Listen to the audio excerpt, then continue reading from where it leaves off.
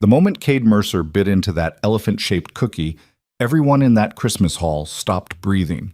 Because the man who'd survived 3 gunfights and built an empire with his bare hands just did something nobody thought possible. He looked at the woman they'd all been mocking and saw something worth defending. What happened next would tear Black Hollow apart and prove that sometimes the people a town throws away are exactly the ones who end up saving it.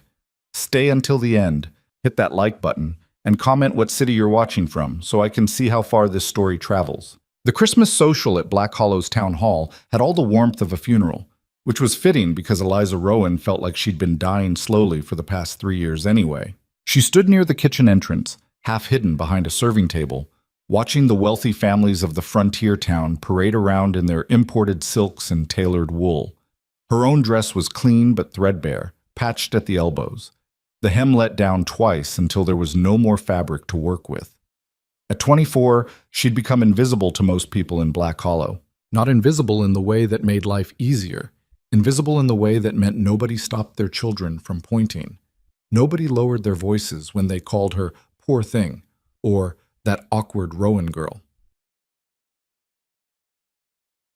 The tray in her hands felt heavier than it should. 30 elephant-shaped gingerbread cookies, each one carefully decorated with white icing tusks and little sugar eyes. Her father had taught her to make them when she was 7, back when he was still alive, back when their kitchen smelled like cinnamon and molasses instead of her stepmother's cheap rosewater perfume. "You gonna stand there all night like a statue?" Eliza flinched. Margaret Chen, one of the organizers, swept past with an armful of pine garland, not bothering to slow down. "Put those out or take them home. You're blocking the doorway." "Yes, ma'am." Eliza's voice came out smaller than she wanted. She moved toward the children's table, where a group of kids were already destroying a plate of sugar cookies, crumbs everywhere, their parents too busy socializing to notice. A little girl with red braids looked up as Eliza approached. "What are those?" "Elephants." Eliza set the tray down carefully. "Gingerbread elephants." "Why elephants?" A boy with a missing front tooth squinted at the cookies suspiciously. "Because my father told me elephants never forget," Eliza thought. "Because he said if I made them, I'd remember him even after he was gone. Because it's the only thing I have left that feels like mine." "Because they're special," she said instead. The red-braided girl grabbed one immediately. "They're cute." Within seconds, the other children swarmed the tray. Eliza stepped back, watching them devour her work with the kind of uncomplicated joy that adults had trained themselves out of. For a moment, just a brief, fragile moment, she felt something that might have been happiness. Then Victoria Ashford's voice cut through the room like a knife through silk. "Oh my word, did someone bring animal cookies to a Christmas social?" The laughter started small. A snicker from someone near the punch bowl, a whispered comment behind a gloved hand. But Victoria had the kind of voice that carried, the kind of presence that made people stop and listen even when they knew they shouldn't. She glided toward the children's table like a ship in full sail, her emerald dress probably worth more than Eliza's entire wardrobe. Behind her came Patricia Hammond, the mayor's wife, and Catherine Wells, who owned the biggest dress shop in town. The 3 of them together were basically the social court of Black Hollow, and everyone knew it. "Elephants, y'all." Victoria picked up one of the cookies between 2 fingers like it might contaminate her. "How quaint."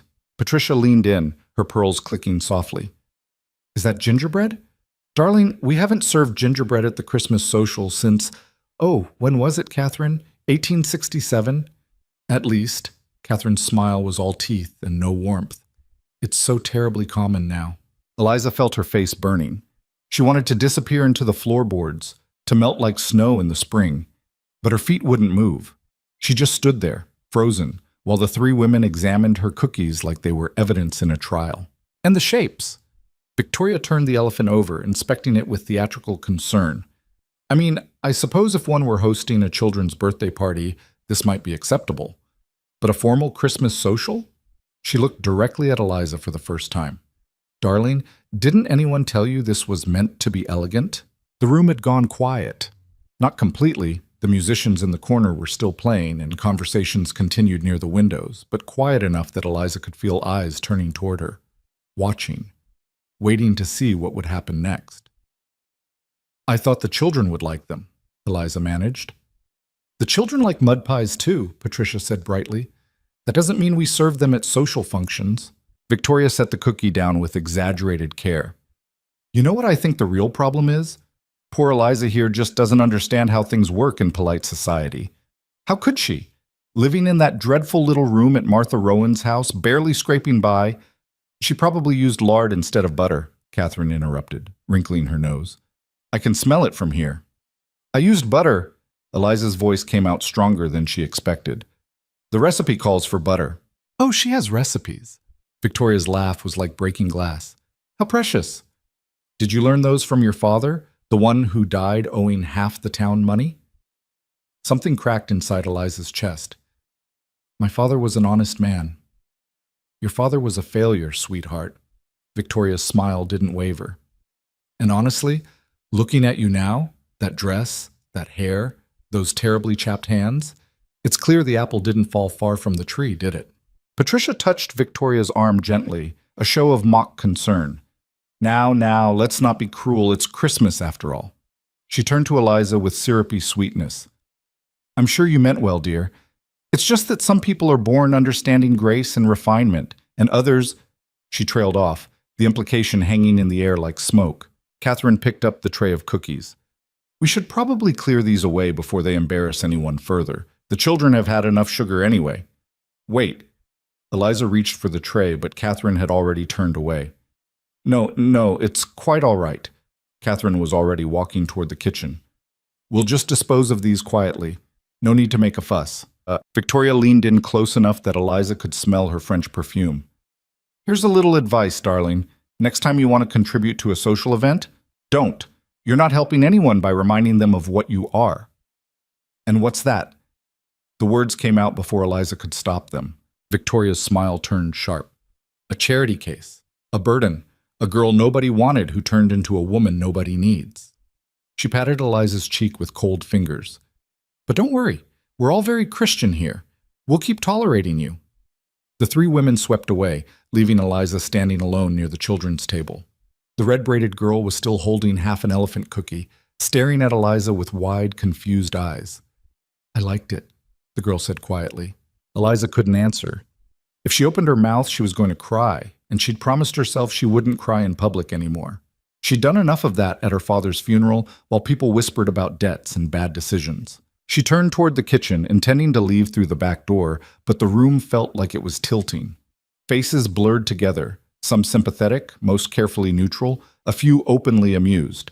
Margaret Chen was shaking her head sadly. Thomas Brennan, who owned the general store, was looking at his shoes.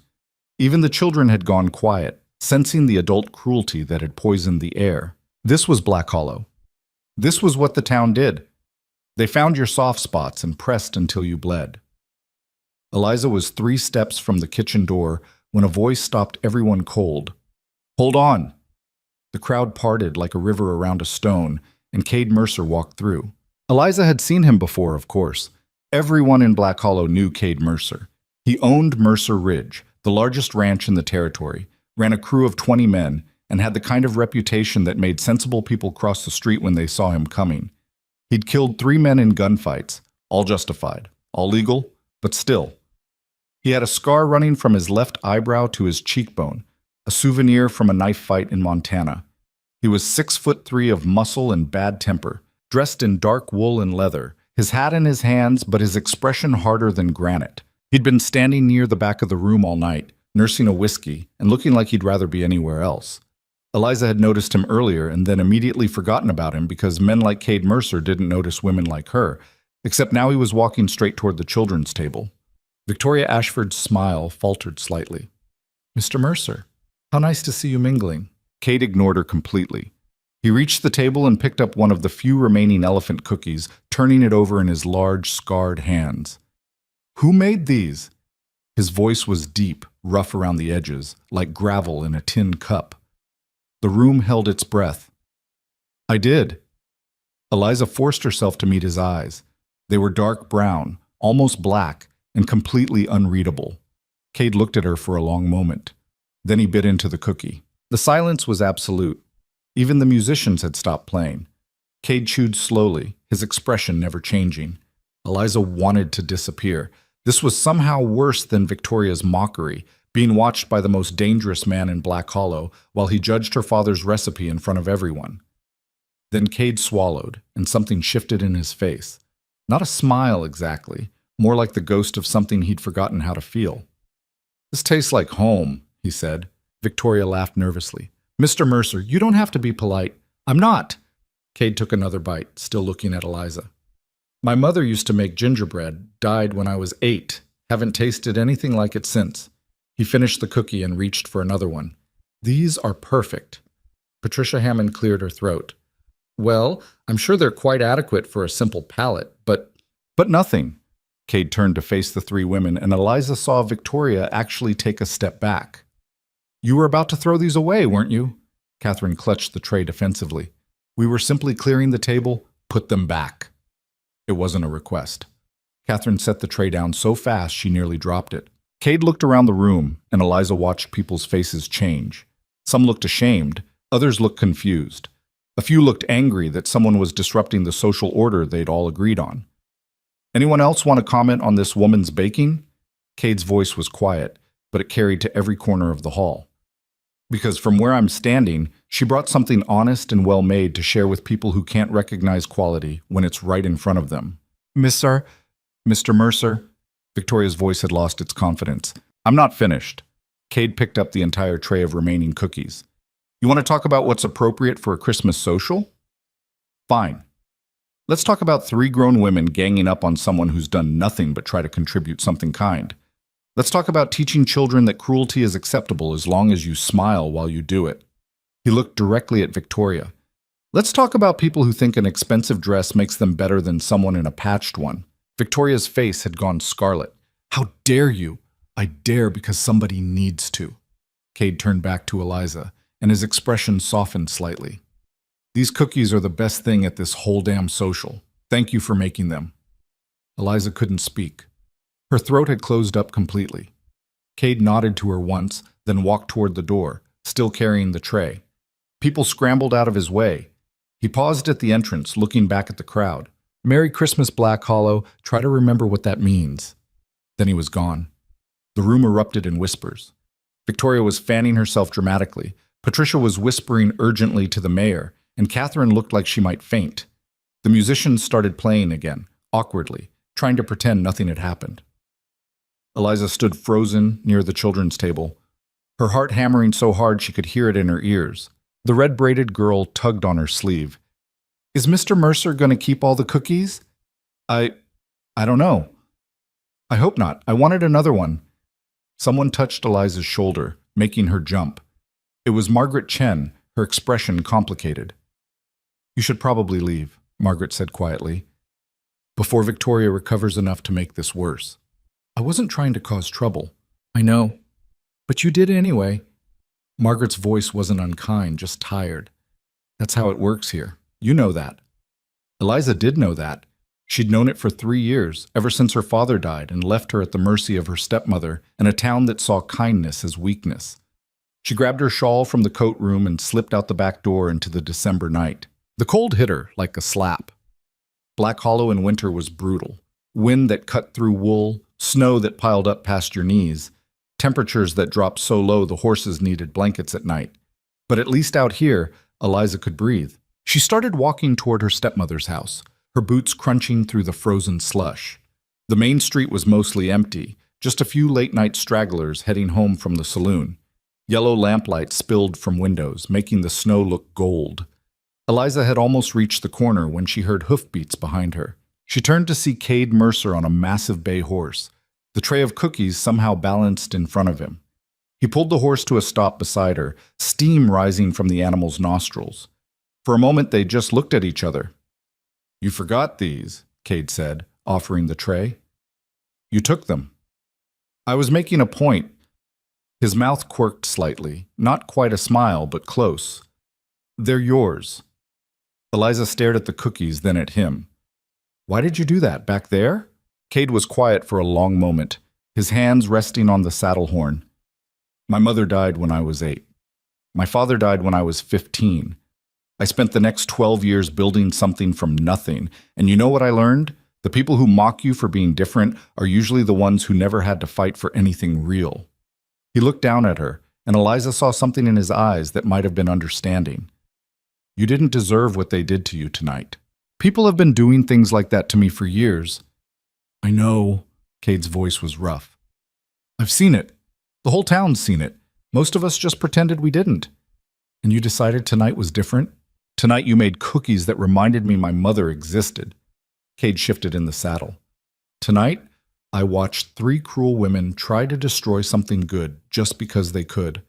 Tonight I got tired of pretending I don't see what Black Hollow does to people who don't fit their narrow little idea of acceptable. Eliza wrapped her shawl tighter against the wind. You're going to regret this. Victoria Ashford doesn't forgive people who embarrass her. Victoria Ashford can go to hell. Cade said it casually, like he was commenting on the weather. I've got a ranch to run and better things to worry about than a woman who thinks being mean is the same as being important. Despite everything, Eliza almost smiled. You really don't care what people think, do you? Not particularly. Cade leaned down slightly, his expression serious. But I meant what I said in there. Those cookies were perfect. Your father taught you well. Eliza's throat tightened. He's been gone 3 years. Some things stay with you. Cade straightened in the saddle. Listen, if you ever need work, real work, not charity, I'm always looking for a decent cook at the ranch. My crew's been living on beans and hardtack for 2 months because the last woman quit after one of my hands made a joke about her biscuits.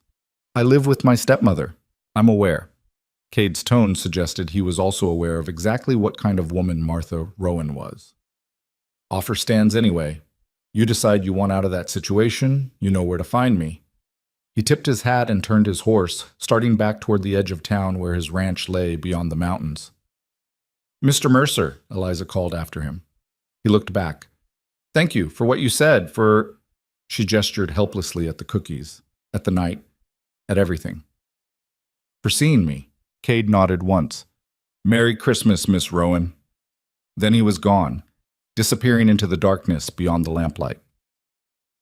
Eliza stood in the street for a long time, holding the tray of elephant cookies, feeling something unfamiliar stirring in her chest. Not quite hope. Hope was too dangerous, but maybe something close to it. Then she remembered she still had to go home to her stepmother's house, and the feeling died. Martha Rowan's house sat at the end of Maple Street like a bad tooth in an otherwise decent smile. 2 stories, paint peeling, shutters hanging crooked.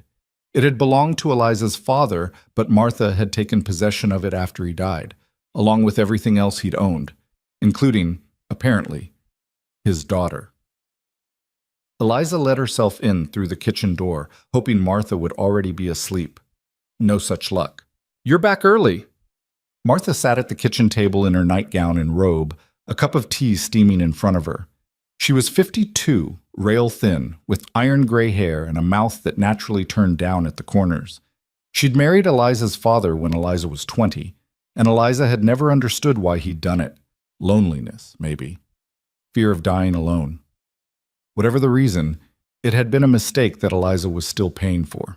The social ended. Eliza set the cookie tray on the counter. Martha's eyes narrowed. You brought those ridiculous cookies home? I thought you were donating them.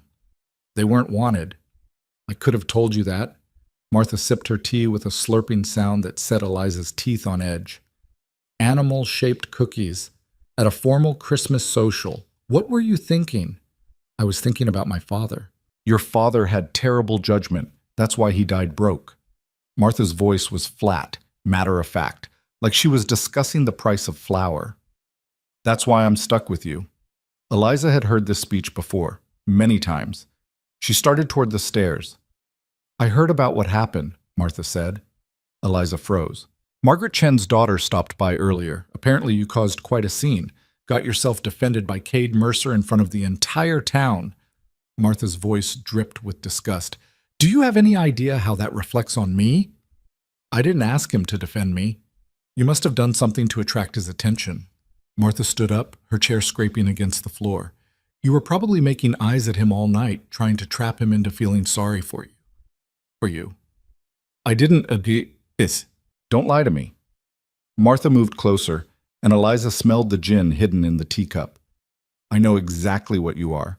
Your father spoiled you, filled your head with nonsense about being special, and now you think you can manipulate men like Cade Mercer into rescuing you. That's not what happened. Then what did happen? Because the story I heard is that you humiliated yourself, embarrassed me, and got pity from a man who probably felt sorry for how pathetic you looked. Martha's voice rose. The entire town is going to be talking about this for weeks. Victoria Ashford is furious. Patricia Hammond thinks we're trash. And it's all because you couldn't just keep your head down and be grateful for what you have. Grateful? The word burst out before Eliza could stop it. Grateful for what? For sleeping in a room the size of a closet? For doing all your cooking and cleaning and getting nothing in return? For being treated like a burden every single day? Martha's hand moved so fast Eliza didn't see it coming. The slap caught her across the cheek, hard enough to make her vision blur. You ungrateful little bitch! Martha's face was scarlet. I took you in when no one else would. I gave you a roof over your head, food in your belly. You took my father's house and his money and everything he left behind.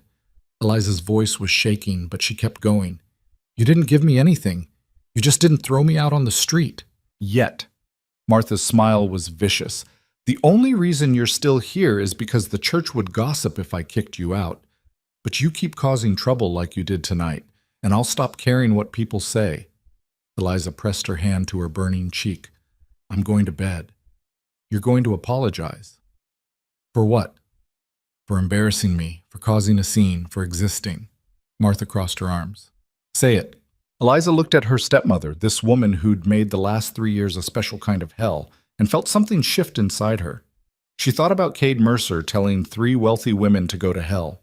She thought about his offer of work at the ranch. She thought about the way he'd looked at her cookies and seen something worth defending. No, Eliza said quietly. Martha's mouth fell open. What did you say? I said no. I'm not apologizing for making cookies. I'm not apologizing for being defended, and I'm not apologizing for existing. Eliza moved toward the stairs. You want me gone? Fine. But you're going to have to do it yourself. I'm done making it easier for you. She was halfway up the stairs when Martha's voice followed her, cold and sharp. You think you're brave now because some rancher felt sorry for you? Martha laughed bitterly. Wake up, Eliza. Men like Cade Mercer don't want women like you. He was being polite, that's all. And tomorrow, when everyone's talking about what a spectacle you made of yourself, you'll remember I was right. Eliza didn't answer. She just kept climbing until she reached her room, the tiny converted storage space under the eaves that Martha had grudgingly allowed her to occupy. She closed the door, sat on the narrow bed, and pressed her hands to her face. The tears came then, hot and angry and exhausted all at once. She cried for her father, who'd tried so hard to make her feel loved and then left her alone. She cried for the girl she'd been before everyone started telling her she wasn't enough. She cried for the elephant cookies that her father had taught her to make with such patience, such care. And she cried because part of her, a small, foolish part, had started to believe that maybe Cade Mercer's defense meant something, that maybe someone in this town saw her as more than a burden. But Martha was probably right. Men like Cade Mercer didn't want women like her. Tomorrow, Black Hollow would go back to normal. The wealthy women would keep mocking her. Her stepmother would keep treating her like dirt, and Eliza would keep surviving because that's what she'd learned to do. She pulled out her father's recipe book from under her mattress and opened it carefully. His handwriting filled the pages. Instructions for bread, stews, pies, and those elephant-shaped cookies that had started all this trouble. On the inside cover, he'd written a note she'd read 1,000 times. For my Eliza. These recipes are more than food. They're love made visible. Never forget that. Eliza traced the words with her finger and made a decision. Maybe Martha was right about Cade Mercer. Maybe tomorrow would be just as hard as every other day in Black Hollow. But she wasn't going to apologize for her father's memory. Not to Martha. Not to anyone. Outside her window, snow began to fall again, covering the town in fresh white. Somewhere beyond the mountains, Cade Mercer was probably back at his ranch, already forgetting about the awkward woman at the Christmas social. And Eliza Rowan sat in her tiny room, holding her father's recipes, and wondered how much longer she could keep living like this. She didn't know it yet, but the answer was 5 more days. Because Christmas morning was coming, and Martha Rowan's patience was about to run out completely. Christmas morning arrived with the kind of cold that made your bones ache. Eliza woke to the sound of Martha's voice downstairs, shrill and angry, talking to someone at the front door.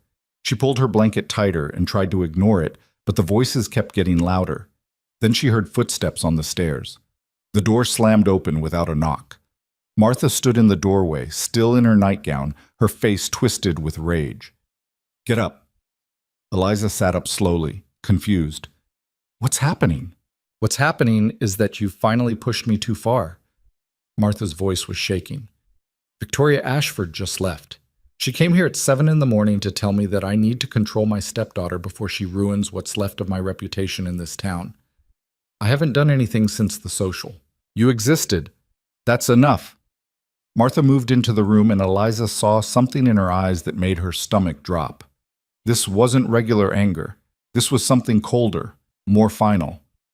"She told me about a dozen women who've decided they won't associate with me anymore because of what happened. Patricia Hammond uninvited me to her New Year's party. Catherine Wells suggested I might want to find a new church to attend. That's not my fault." "It's completely your fault," Martha's voice cracked. "You and your pathetic cookies and your desperate attempt to get attention from Cade Mercer. You've made me a laughingstock." "I didn't ask him to defend me. But you didn't stop him, did you? You just stood there soaking up the attention like some kind of—" Martha stopped, breathing hard. "It doesn't matter. I'm done. I want you out of my house." The words hung in the air like smoke. Eliza's mouth went dry. "What?" "You heard me.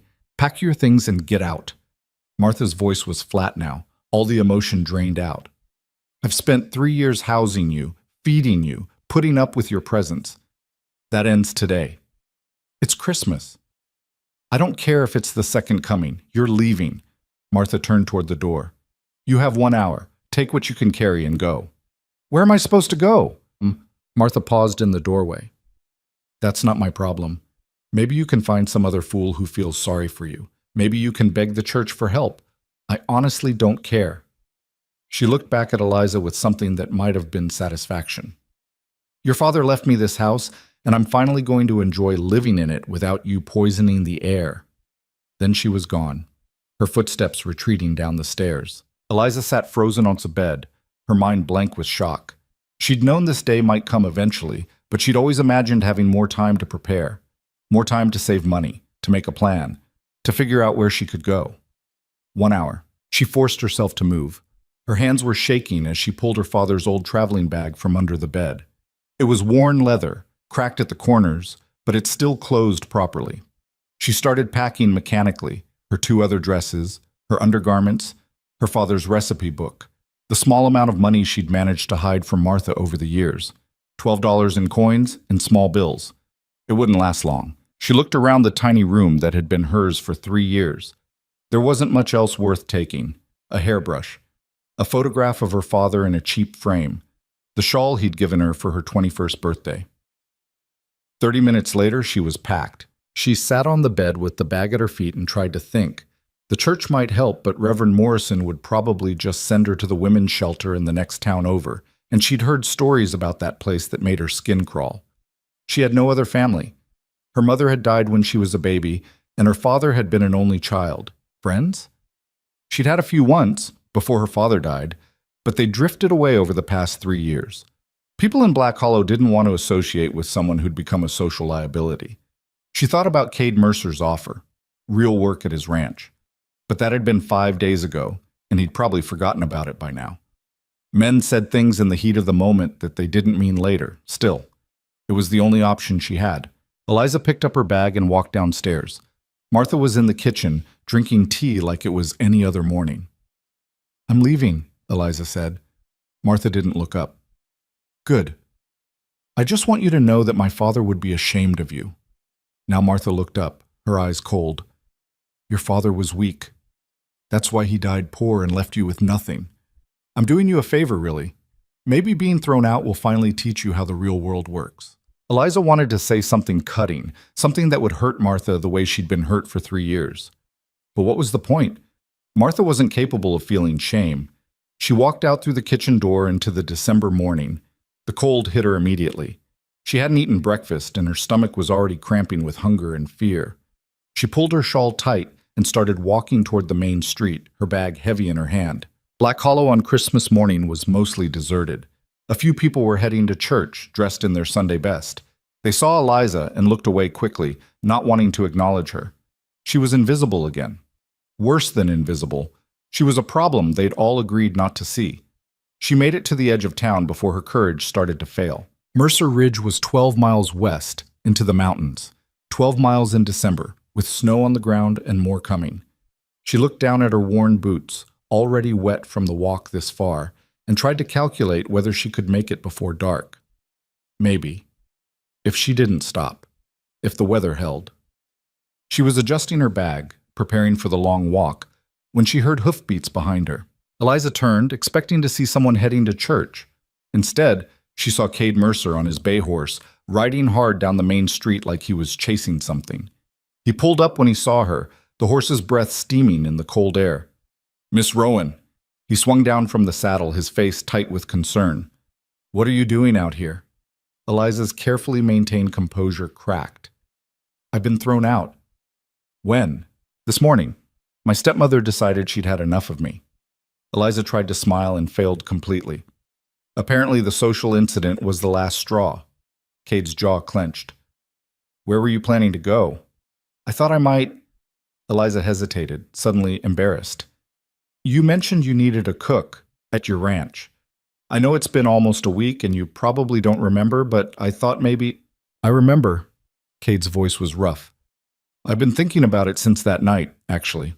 Wondering if you'd take me up on it." "Really?" "My crew's been complaining about the food situation. I'm a terrible cook and none of them are much better." He looked at her carefully. "But I need to be clear about what I'm offering. It's a job, not charity. You'd be cooking for 20 men 3 times a day. There's a cabin on the property you could use. The pay's fair, but the work's hard." "I can do hard work." "I know you can." Cade glanced back toward town. "But there's something else you should know. If you come work for me, Black Hollow's going to talk. A single woman living on a bachelor's ranch, they'll make it into something ugly." "They already think I'm ugly." The words came out more bitter than Eliza intended. Cade's expression darkened. "That's not what I meant, and you know it." "I know. I'm sorry." Eliza looked down at her bag, feeling the weight of her entire life reduced to one piece of worn leather. "Mr. Mercer, I don't have anywhere else to go. If you're seriously offering me work, I'll take it. I don't care what people say." "You will care. Eventually." Cade picked up her bag like it weighed nothing. "But we'll deal with that when it happens. Come on." He helped her onto the horse, then swung up behind her. Eliza had never been this close to a man before. Close enough to feel the heat coming off him, to smell leather and wood smoke, and something else she couldn't name. She held herself rigid, trying not to lean back against him. "Relax," Cade said quietly. "It's a long ride, and you're going to fall off if you stay that tense." They rode west out of Black Hollow, leaving the town behind. Eliza watched it disappear over her shoulder. The church steeple, the buildings along Main Street, the houses that had never really felt like home. She thought about Martha probably celebrating her departure right now. She thought about Victoria Ashford spreading news about how the poor Rowan girl had finally run off to live with that rough rancher. Let them talk. At least she wouldn't have to hear it anymore. The ride took 2 hours. The landscape changed gradually. Flat plains giving way to rolling hills, then steeper terrain as they climbed into the foothills. Pine trees started appearing, and the air got colder and cleaner. Eliza had never been this far from Black Hollow. Her whole life had been contained in those few square miles of town. Finally, they crested a ridge, and Eliza saw Mercer Ridge spread out below. It wasn't what she'd expected. She'd pictured something rough and thrown together, but this was a real operation. There was a main house, 2 stories, solid timber construction, smoke rising from the chimney. Beyond it, a large bunkhouse for the ranch hands, several barns and outbuildings, corrals with horses moving in the snow. And off to the side, a smaller cabin that looked recently built. "That's yours," Cade said, pointing to the cabin. "Built it last year thinking I'd hire a permanent cook eventually. Never got around to it." They rode down into the ranch yard. Several men looked up from their work, mending fences, feeding horses, hauling water. They stared at Eliza with open curiosity, but didn't say anything. Kate helped her down and handed her bag over. Let me introduce you to the crew. They're rough around the edges, but they're decent men. He led her toward a group working near the barn. This is Jack Sullivan, my foreman. Jack was in his 40s, weathered and lean, with a gray beard and sharp eyes. He looked Eliza up and down, then nodded. Ma'am? Jack, this is Eliza Rowan. She's going to be cooking for us. Thank Christ. Jack's relief was genuine. No offense, boss, but your beans are terrible. None taken. Kate gestured to the other men. That's Tommy Chen, Pete Lawson, and Marcus Webb. Tommy was young, maybe 19, with an easy smile. Pete was older, stocky, and quiet. Marcus was black, unusual this far west, and had the build of someone who'd done hard labor his entire life. Ma'am, they said in a ragged chorus. Eliza felt overwhelmed. I'll do my best to cook something better than beans. That's a low bar, Tommy said cheerfully. You could burn water and still be an improvement. Show some respect, Jack said, but he was grinning. Cade led Eliza toward the cabin. Ignore them. They've been eating badly for months, so they're a little desperate. He opened the cabin door and stepped back to let her in first. The interior was simple but clean. One main room with a wood stove, a table and chairs, a bed in the corner. A smaller room off to the side that might have been meant for storage. Windows that actually had glass, which was more than her room at Martha's had. It's not much, Cade said. It's perfect. Eliza set her bag down carefully, afraid she might cry. Mr. Mercer, I don't know how to thank you. Cook decent food and we'll call it even. He walked to the stove and checked it. I'll have one of the men bring you firewood. Kitchen's in the main house. I'll show you that in a bit. Meals are breakfast at 6, lunch at noon, dinner at 6. The men work hard, so they eat a lot. How much can I spend on supplies? Whatever you need, we've got accounts at the general stores in town and in Ridgeway. That's the settlement about 20 miles north. Better prices there, actually. Cade pulled out a roll of bills and counted out $50. This should get you started. Let me know when you need more. Eliza stared at the money. It was more than she'd seen in 3 years. This is too much. It's an advance on your wages, $20 a month, plus room and board. Cade put the money in her hand and closed her fingers around it. Use what you need. I've never managed this much money before. You'll figure it out. Cade moved toward the door. Get settled. I'll send Tommy by in an hour to show you the kitchen and the supply situation. First meal doesn't have to be until dinner tonight. That gives you time to plan. He was almost out the door when Eliza stopped him. Mr. Mercer? Why are you doing this? He turned back, his expression unreadable. Doing what? Helping me. You barely know me. For all you know, I could be a terrible cook. Your cookies weren't terrible. Cade leaned against the doorframe. And I've watched you for 3 years, Miss Rowan. Watched how this town treated you. Watched you keep your head up even when they tried to grind you down. I figure anyone with that much spine deserves a chance to prove what they can do when people aren't constantly telling them they're worthless. That's not a very practical reason to hire someone. Maybe not. Cade's mouth quirked slightly. But I've got a ranch to run and men to feed, and you need somewhere to be that's not Black Hollow. Seems like a fair trade to me. He left before she could respond. Eliza sat down on the bed. Her bed, in her cabin, on land where nobody was going to mock her or throw her out, and finally let herself cry. But this time, the tears weren't just sadness. They were relief and fear, and something that might have been hope all tangled together. An hour later, Tommy Chen knocked on her door. Ready for the grand tour? He asked with that easy smile. Eliza followed him across the yard to the main house. Inside was warmer than she'd expected. A large common room with a fireplace, several bedrooms off to the sides, and a kitchen that made her heart skip. It was huge. A proper cast iron stove, a water pump that actually worked, counters and shelves, a pantry the size of her old room at Martha's. And it was filthy. Yeah, we've been kind of letting it go, Tommy said sheepishly. None of us know how to cook, so we just use it for coffee and heating up canned beans mostly. Eliza walked around slowly, taking inventory. The stove was crusted with grease, the shelves were chaotic, the floor needed scrubbing. But underneath the mess, this was a real kitchen, the kind her father would have loved. Show me the pantry, she said.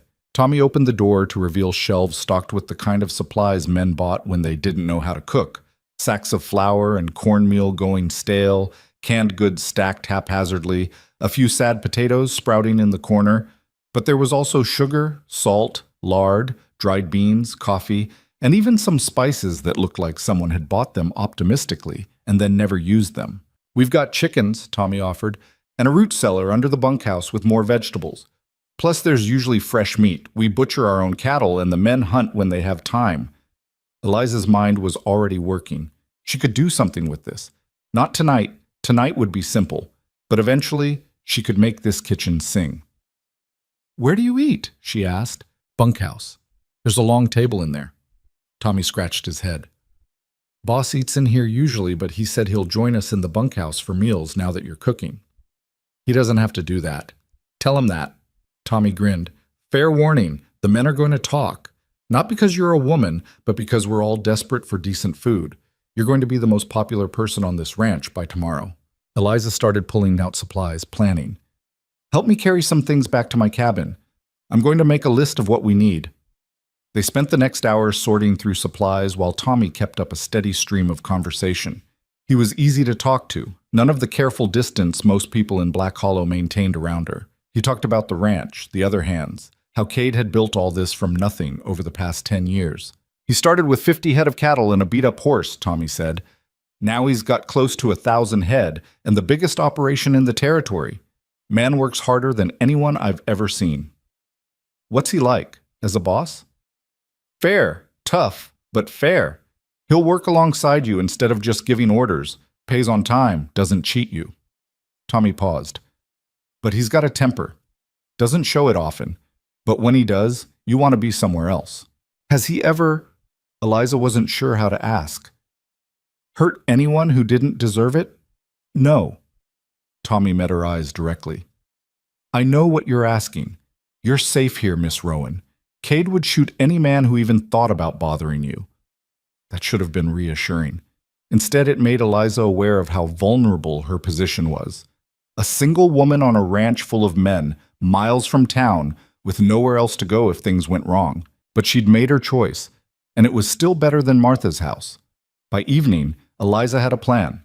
She cleaned the kitchen enough to work in it, then started on dinner. Nothing fancy, just beef stew with vegetables from the root cellar, biscuits, and coffee. Simple food, but made properly. At 6 o'clock, she carried the pots to the bunkhouse. The men were already gathered around the long table, looking at her with poorly disguised hope. Cade sat at the head of the table. He caught her eye and nodded once. Eliza served the food, her hands shaking slightly. This was it. Her first real test. The men ate in silence for the first few minutes. Then Jack made a sound that was almost a groan. "This is real food," he said reverently.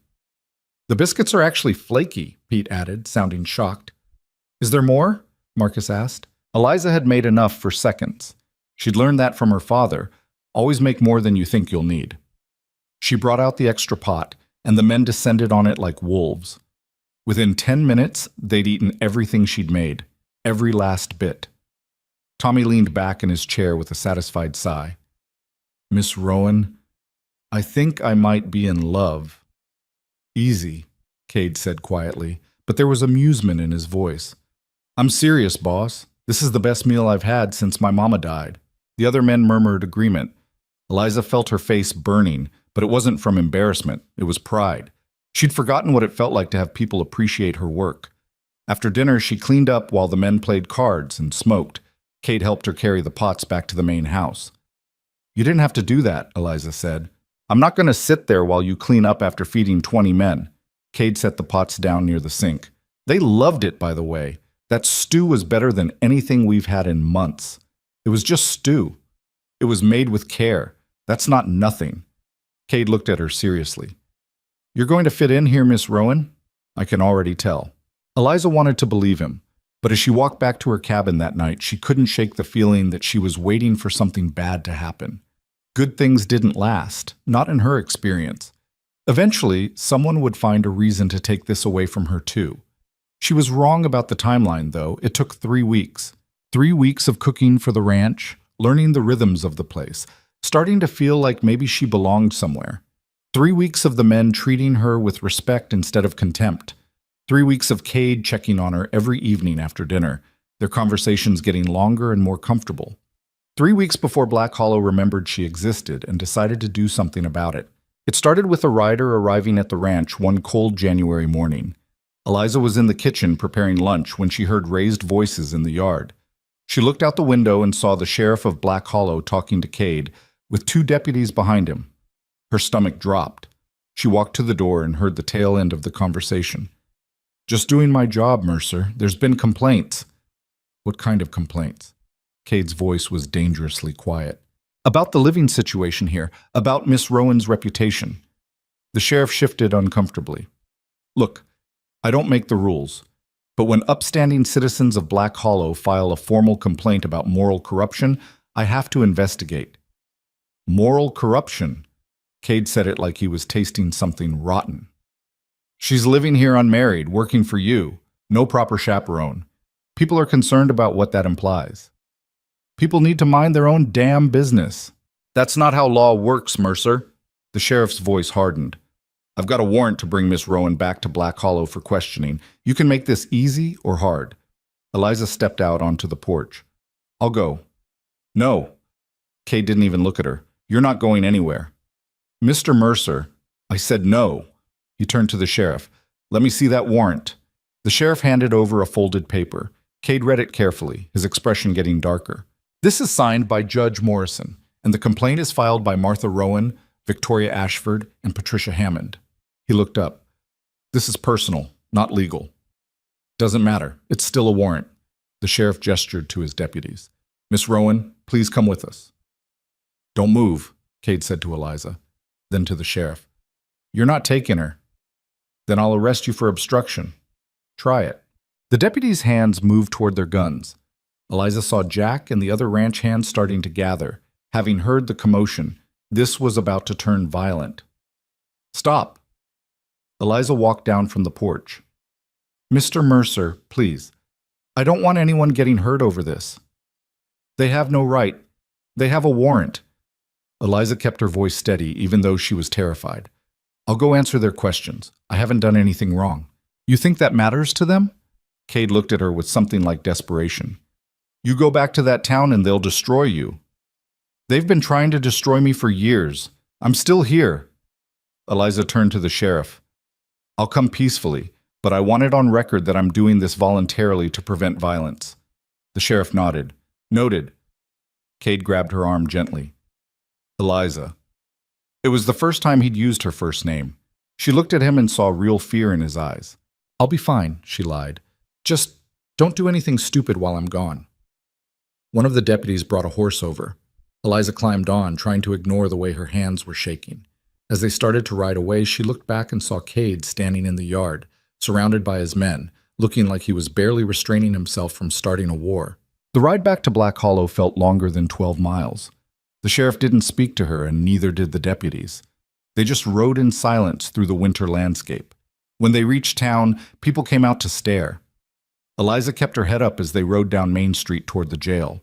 She saw Victoria Ashford watching from the dress shop window, her expression triumphant. She saw Martha standing on the church steps, arms crossed, looking satisfied.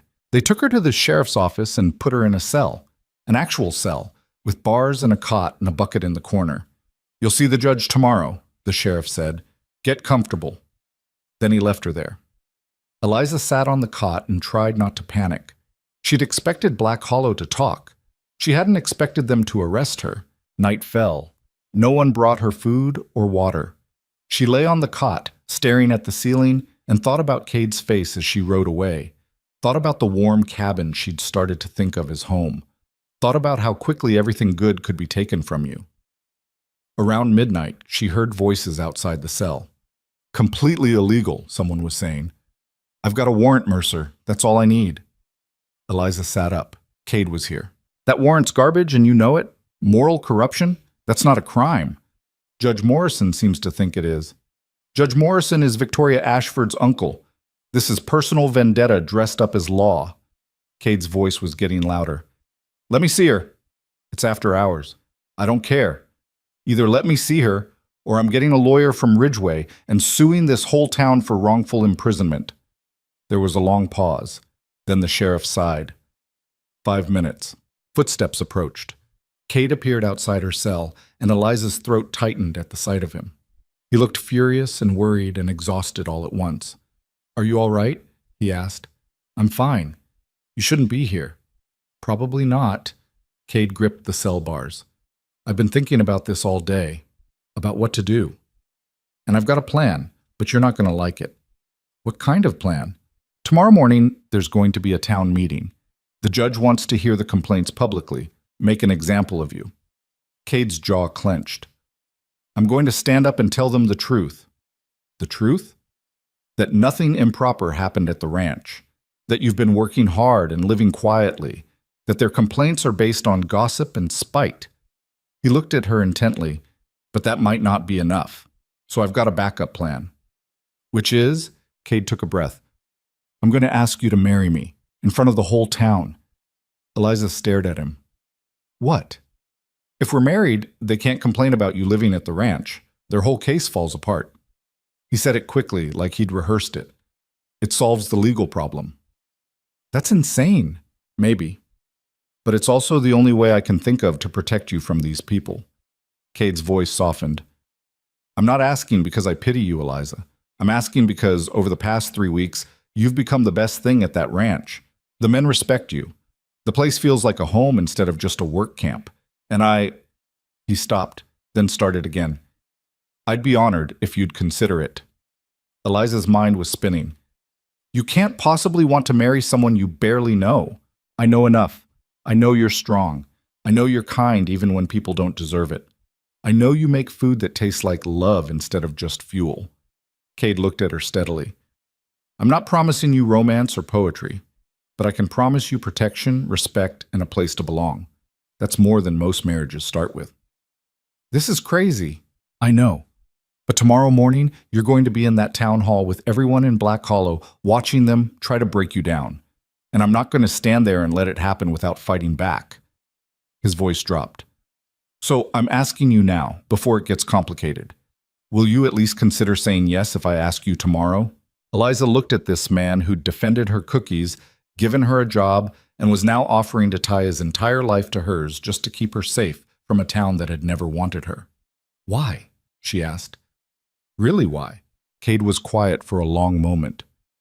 "Because 3 years ago, I watched you at your father's funeral. You stood there alone while everyone whispered about debts and bad decisions, and you never once broke down. You were 21 years old and facing a life with Martha Rowan, and you just endured it. And I thought, that's the kind of strength most people never find." He looked away. "I built this ranch alone, fought for every piece of it, and I'm good at being alone. But the past 3 weeks, watching you turn that kitchen into something warm, listening to my men laugh at dinner, I realized maybe I don't want to be alone anymore." Eliza's chest felt tight. "I'm not going to be someone's convenient solution." "You wouldn't be. You'd be my wife." Cade said it simply, like it was obvious. "And I'd be lucky to have you." The sheriff's voice called from the front office. "Time's up, Mercer." Cade didn't move. "Think about it tonight. Tomorrow, when they try to tear you apart, I'm going to offer you a way out. You can say yes or no, your choice. But at least you'll have the option."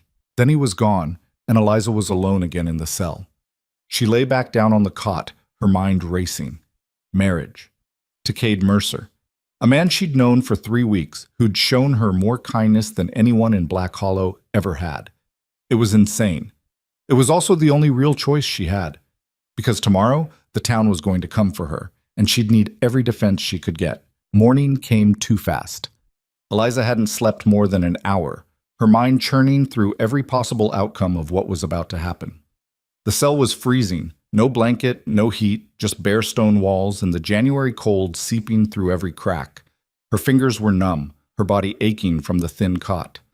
Around 7, the sheriff's wife brought her a piece of dry bread and weak coffee. The woman wouldn't meet her eyes. "Meeting's at 9, she said quietly. "You'll want to eat something." Eliza forced down the bread even though her stomach was twisted in knots. She tried to smooth her dress, to fix her hair with shaking fingers.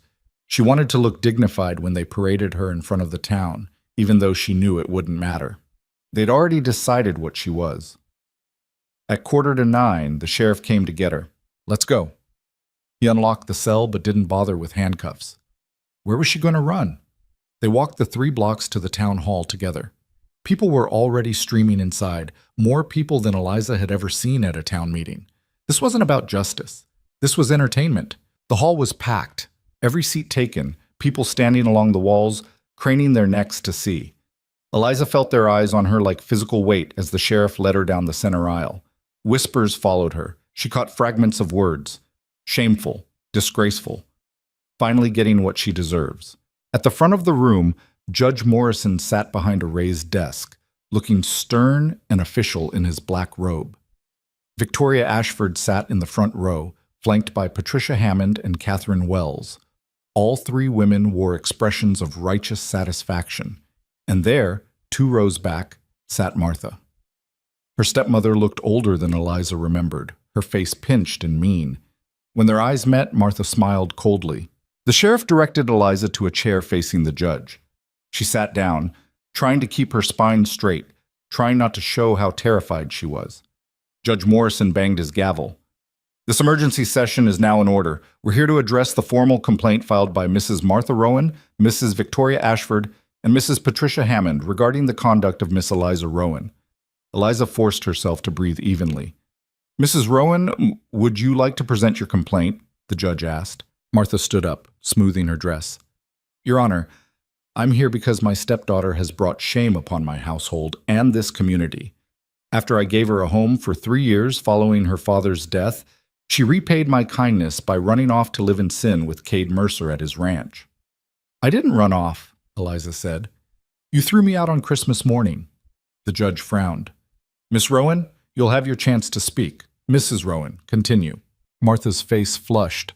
I made a difficult decision to ask her to leave after she caused a scene at the Christmas social and refused to apologize for embarrassing me. What she did afterward, moving to that ranch, living among all those men with no proper chaperone, that was her choice.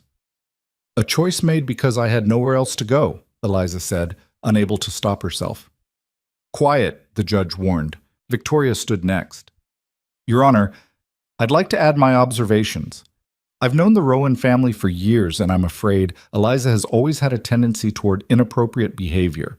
At the Christmas social, she deliberately sought attention from Mr. Mercer by presenting those childish cookies.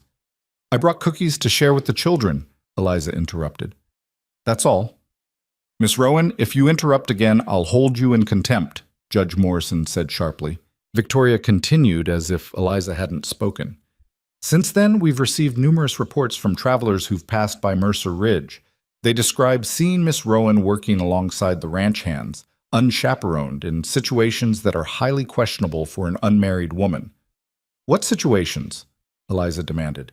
Cooking, cleaning, working, living in close quarters with 20 men, Patricia Hammond added, standing now too. Spending time alone with Mr. Mercer, acting as though she were the lady of the house when she has no legal standing whatsoever. I'm the cook, Eliza said. I was hired to do a job. A job that requires you to live on the property? Victoria's voice dripped with false concern. My dear, respectable women don't put themselves in such compromising positions, unless, of course, they're hoping to trap a wealthy man into marriage. The crowd murmured. Eliza felt heat rising in her face. Not embarrassment, but rage. That's not enough. Judge Morrison's gavel came down hard. Miss Rowan, you will remain silent unless directly questioned. Mrs. Ashford, do you have evidence of actual misconduct, or are we discussing possibilities? Victoria hesitated. Well, I have the testimony of several concerned citizens who've observed. Observed what exactly? A new voice cut in. The crowd turned. Cade Mercer stood at the back of the hall, still wearing his riding coat, snow on his shoulders. He must have ridden hard to get here. Behind him stood Jack Sullivan and 5 other ranch hands, all looking grim. Judge Morrison's expression tightened. Mr. Mercer, this is a closed proceeding. Then open it. Cade started walking down the aisle, his boots loud on the wooden floor. Because if you're going to drag my employee through the mud, I'm going to have something to say about it. This doesn't concern you. Like hell it doesn't. Cade stopped beside Eliza's chair, and she felt some of her fear ease just having him there. Everything these women are saying is based on gossip and assumptions. I'm here to provide actual facts. Victoria stood again. Mr. Mercer, with all due respect, your involvement in this matter is precisely what makes it inappropriate. You've allowed an unmarried woman to live on your property. I hired a cook, Cade said flatly. I provided her with separate housing and fair wages. What exactly is inappropriate about that? The appearance of impropriety is something you created by spreading rumors? Cade looked around the room. Let me tell you what actually happens at Mercer Ridge. Miss Rowan cooks 3 meals a day for my crew. She lives in a private cabin 100 yards from the main house. She does her work professionally, and my men treat her with respect. There is no impropriety. There's just a woman trying to earn an honest living and a bunch of people who can't stand seeing her succeed. Patricia Hammond stood. Mr. Mercer, surely you can see how this looks. A young unmarried woman, a grown woman, Cade corrected, who makes her own decisions. Living in isolation with men, no family nearby, no proper supervision. Patricia's voice took on that syrupy tone Eliza hated. We're simply concerned for her welfare and her reputation. Her reputation? Cade's laugh was harsh. You people have been destroying her reputation for years. You mocked her at her father's funeral. You treated her like garbage when she lived with her stepmother. You humiliated her at the Christmas social. And now that she's finally found a place where people value her work, you want to destroy that too? We want to protect the moral standards of this community, Victoria said coldly. You want to punish someone for being different from you. Cade turned to the judge. Your Honor, I've been ranching in this territory for 10 years. I employ 20 men, contribute to the local economy, and pay my taxes on time. I've never had complaints about my operation before. The only thing that's changed is that I hired someone these women don't like. Judge Morrison steepled his fingers. Mr. Mercer, while I appreciate your defense of your employee, the fact remains that the situation is unusual. A single woman living on a bachelor's ranch does raise questions. Then let me answer them. Cade raised his voice so everyone could hear. Jack Sullivan, stand up. Jack stood from where he'd been waiting in the back. Tell the judge what Miss Rowan's behavior has been like at the ranch. Jack cleared his throat. She's been nothing but professional, Your Honor. Keeps to herself mostly, does her work, doesn't cause trouble. The men respect her because she treats us decent and feeds us well. That's all there is to it. Pete Lawson, Cade called. Another ranch hand stood. Same thing, sir. Miss Rowan's been a model employee. No complaints from anyone. Marcus Webb. Marcus stood. She's the best cook we've had. And she's never done anything improper. Anyone saying otherwise is lying. One by one, Cade called his men to testify. Each one said the same thing. Eliza worked hard, kept to herself, and had done nothing wrong. The crowd shifted uneasily. Even Judge Morrison looked uncertain. But Victoria wasn't backing down. Your Honor, these men work for Mr. Mercer. Of course they're going to support his version of events. That doesn't change the fundamental problem, an unmarried woman living among unmarried men. It's simply not done. It is done, Cade said. Every ranch and mine and logging camp in the territory employs cooks and laundresses and other workers. Some of them are women. This isn't unusual except that you've decided to make it so. Those are different circumstances. How? How are they different? Cade's voice rose. Because those women are older, plainer, less convenient targets for your cruelty? Mr. Mercer, Judge Morrison slammed his gavel. Control yourself. I'll control myself when someone in this room starts telling the truth. Cade turned to face the crowd. Everyone here knows what this is really about. It's about Martha Rowan wanting to justify throwing her stepdaughter out on Christmas. It's about Victoria Ashford being angry that someone dared to stand up to her at the social. It's about a town that gets its entertainment from tearing down anyone who doesn't fit in. The room had gone silent. Eliza could hear her own heartbeat. Cade turned back to the judge. You want to talk about morality? Let's talk about how this town treated a 21-year-old girl who just lost her father. Let's talk about how Martha Rowan took everything Eliza's father left behind and gave her nothing but a closet to sleep in. Let's talk about how these fine, upstanding women mock people for being poor or awkward or different. This is not, Victoria started. I'm not finished. Cade's voice was steel. Eliza Rowan is one of the strongest people I've ever met. She survived 3 years of cruelty that would have broken most people. She works harder than half the men in this room. She's kind and decent and honest, and the only crime she's committed is existing in a way that makes comfortable people uncomfortable. Martha stood up, her face red. How dare you speak about my family this way? Your family? Cade laughed bitterly. You threw her out in the snow on Christmas morning. You don't get to claim her as family now. Judge Morrison was banging his gavel repeatedly. Order! I will have order! But Cade wasn't done. He looked at Eliza, and something in his expression made her chest tight. The truth is, he said, his voice dropping, these past 3 weeks with Eliza at the ranch have been the best I've had in years. She turned that kitchen into a home. She made my men feel like they mattered. She brought something warm and good to a place that had been just work and survival. He paused. And somewhere along the way, I realized I didn't want her there just as an employee. The room held its breath. Cade turned to Eliza. I know this isn't romantic. I know this isn't how anyone dreams about this moment, but I'm not good at pretty words, and we don't have time for courting anyway. He dropped to one knee right there in front of everyone. Eliza Rowan, will you marry me? The hall erupted. Gasps, shouts, several people standing up. Judge Morrison's gavel was working overtime. Eliza stared at Cade, her mind blank with shock even though he'd warned her this was coming. One part of her brain registered that his knee was on the dirty floor, that he looked terrified underneath the determination, that his hands were shaking slightly. You don't have to do this, she whispered. I know. His voice was quiet enough that only she could hear. But I want to, so say yes or say no, but make it your choice, not theirs. Eliza looked past him at the crowd, at Martha's furious face, at Victoria's shock, at all the people who'd spent years making her feel worthless. Then she looked back at Cade, this rough, scarred man who'd defended her cookies, given her a job, and was now offering her his name and his protection. Yes, she said. The room exploded. Some people were shouting in outrage. Others were clapping. Someone near the back started laughing hysterically. Judge Morrison gave up on the gavel and just stood there looking stunned. Cade got to his feet and took Eliza's hand. His palm was warm and calloused against hers.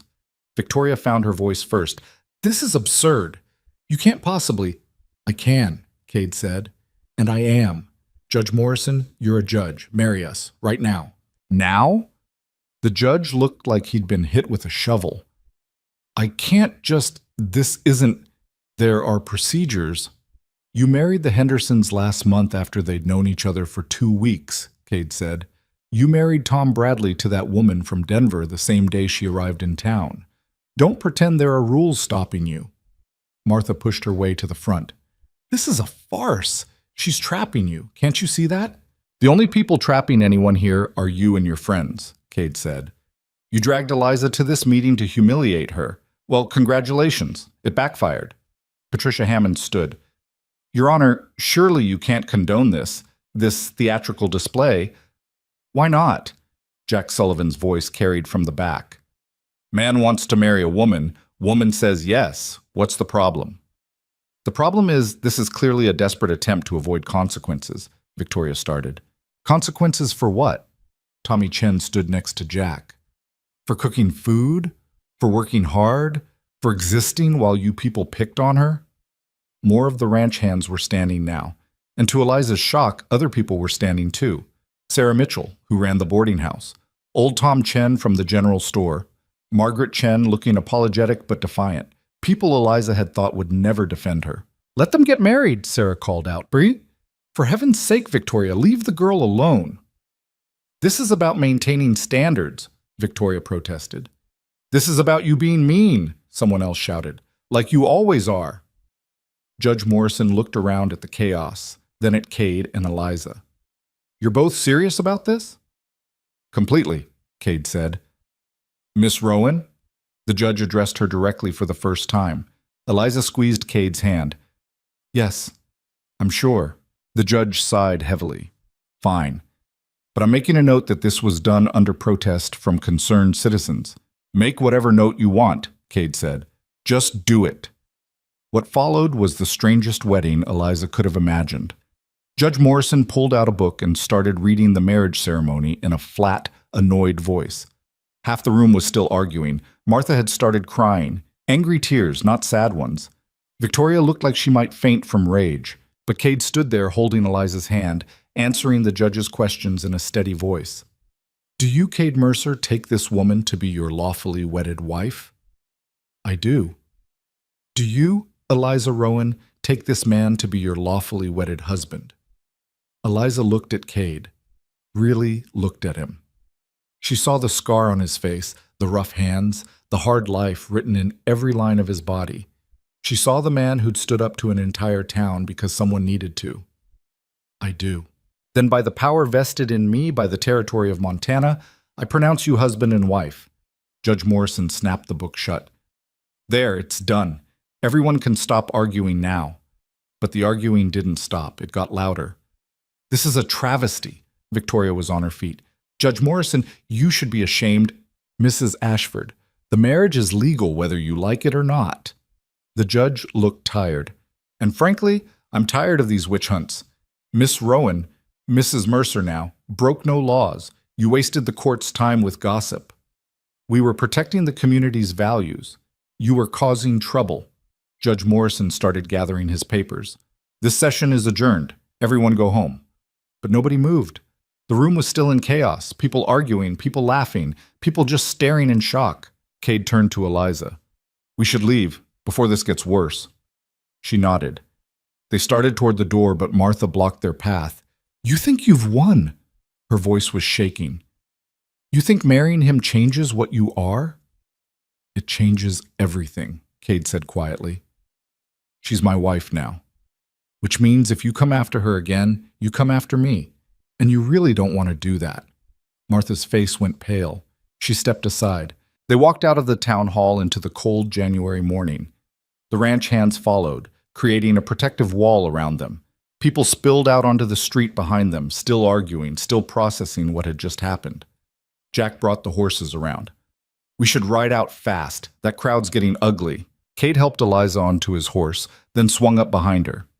Just like that first ride, except everything was different now. She was Mrs. Mercer. She had a husband. She had protection. She had a home.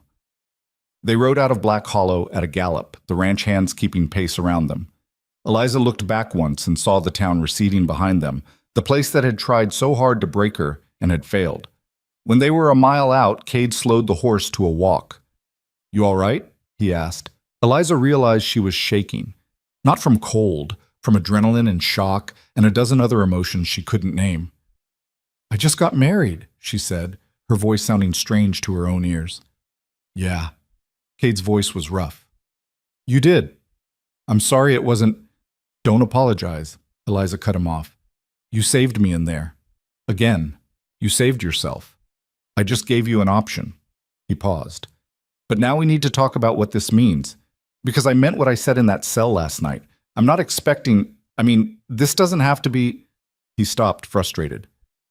I'm bad at this. Are you trying to say this can be a marriage in name only? Eliza asked. If that's what you want. I won't push for anything you're not ready for. Cade's arms were around her, keeping her steady on the horse, but his voice was careful. I know you didn't have time to think this through. I know this happened fast, so we can figure out the rest as we go. Eliza leaned back slightly against his chest. She felt his heart beating, steady and strong. I don't know what I want, she admitted. 3 weeks ago, I was living in Martha's house thinking that was my life forever. Now I'm married to someone I barely know. But you know I won't hurt you, Cade said. You know that, right? I know. And she did know. She didn't understand how or why, but she trusted this man who'd shown her more kindness in 3 weeks than most people had shown her in 3 years. They rode in silence for a while, the horses' hooves crunching through snow. The ranch hands had pulled ahead, giving them privacy. What happens now? Eliza asked finally. Now we go home, Cade said, and we figure out how to be married. That simple? Probably not. She heard the hint of a smile in his voice. But we'll work it out. When they reached Mercer Ridge, the ranch hands were already spreading the news. By the time Cade and Eliza dismounted, several men had come out of the bunkhouse looking curious. So it's true? Tommy asked. You two got married? We did, Cade said. A cheer went up from the men. Someone started clapping. Pete actually whistled. Does this mean we still get Miss Rowan's cooking? Marcus called out. Mrs. Mercer's cooking, Cade corrected, and yes. Then congratulations, boss, Jack said with a grin. Best decision you ever made. The men went back to work, still talking and laughing. Eliza stood in the ranch yard, feeling completely disoriented. An hour ago, she'd been on trial. Now she was married, standing on land that was half hers now, surrounded by people who seemed genuinely happy for her. You should rest, Cade said. You didn't sleep last night. Neither did you. I'm used to it. He looked toward the main house. That's your home now, if you want it. Or you can keep using the cabin. Whatever you're comfortable with.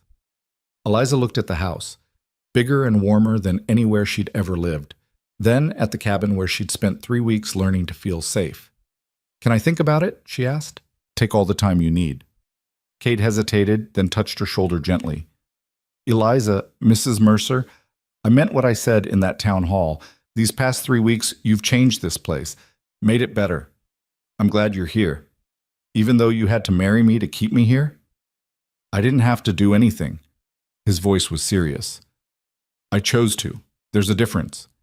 Then he walked away toward the barn, leaving Eliza standing in the yard, trying to process everything that had happened. She went to the cabin, her cabin, at least for now, and sat on the bed.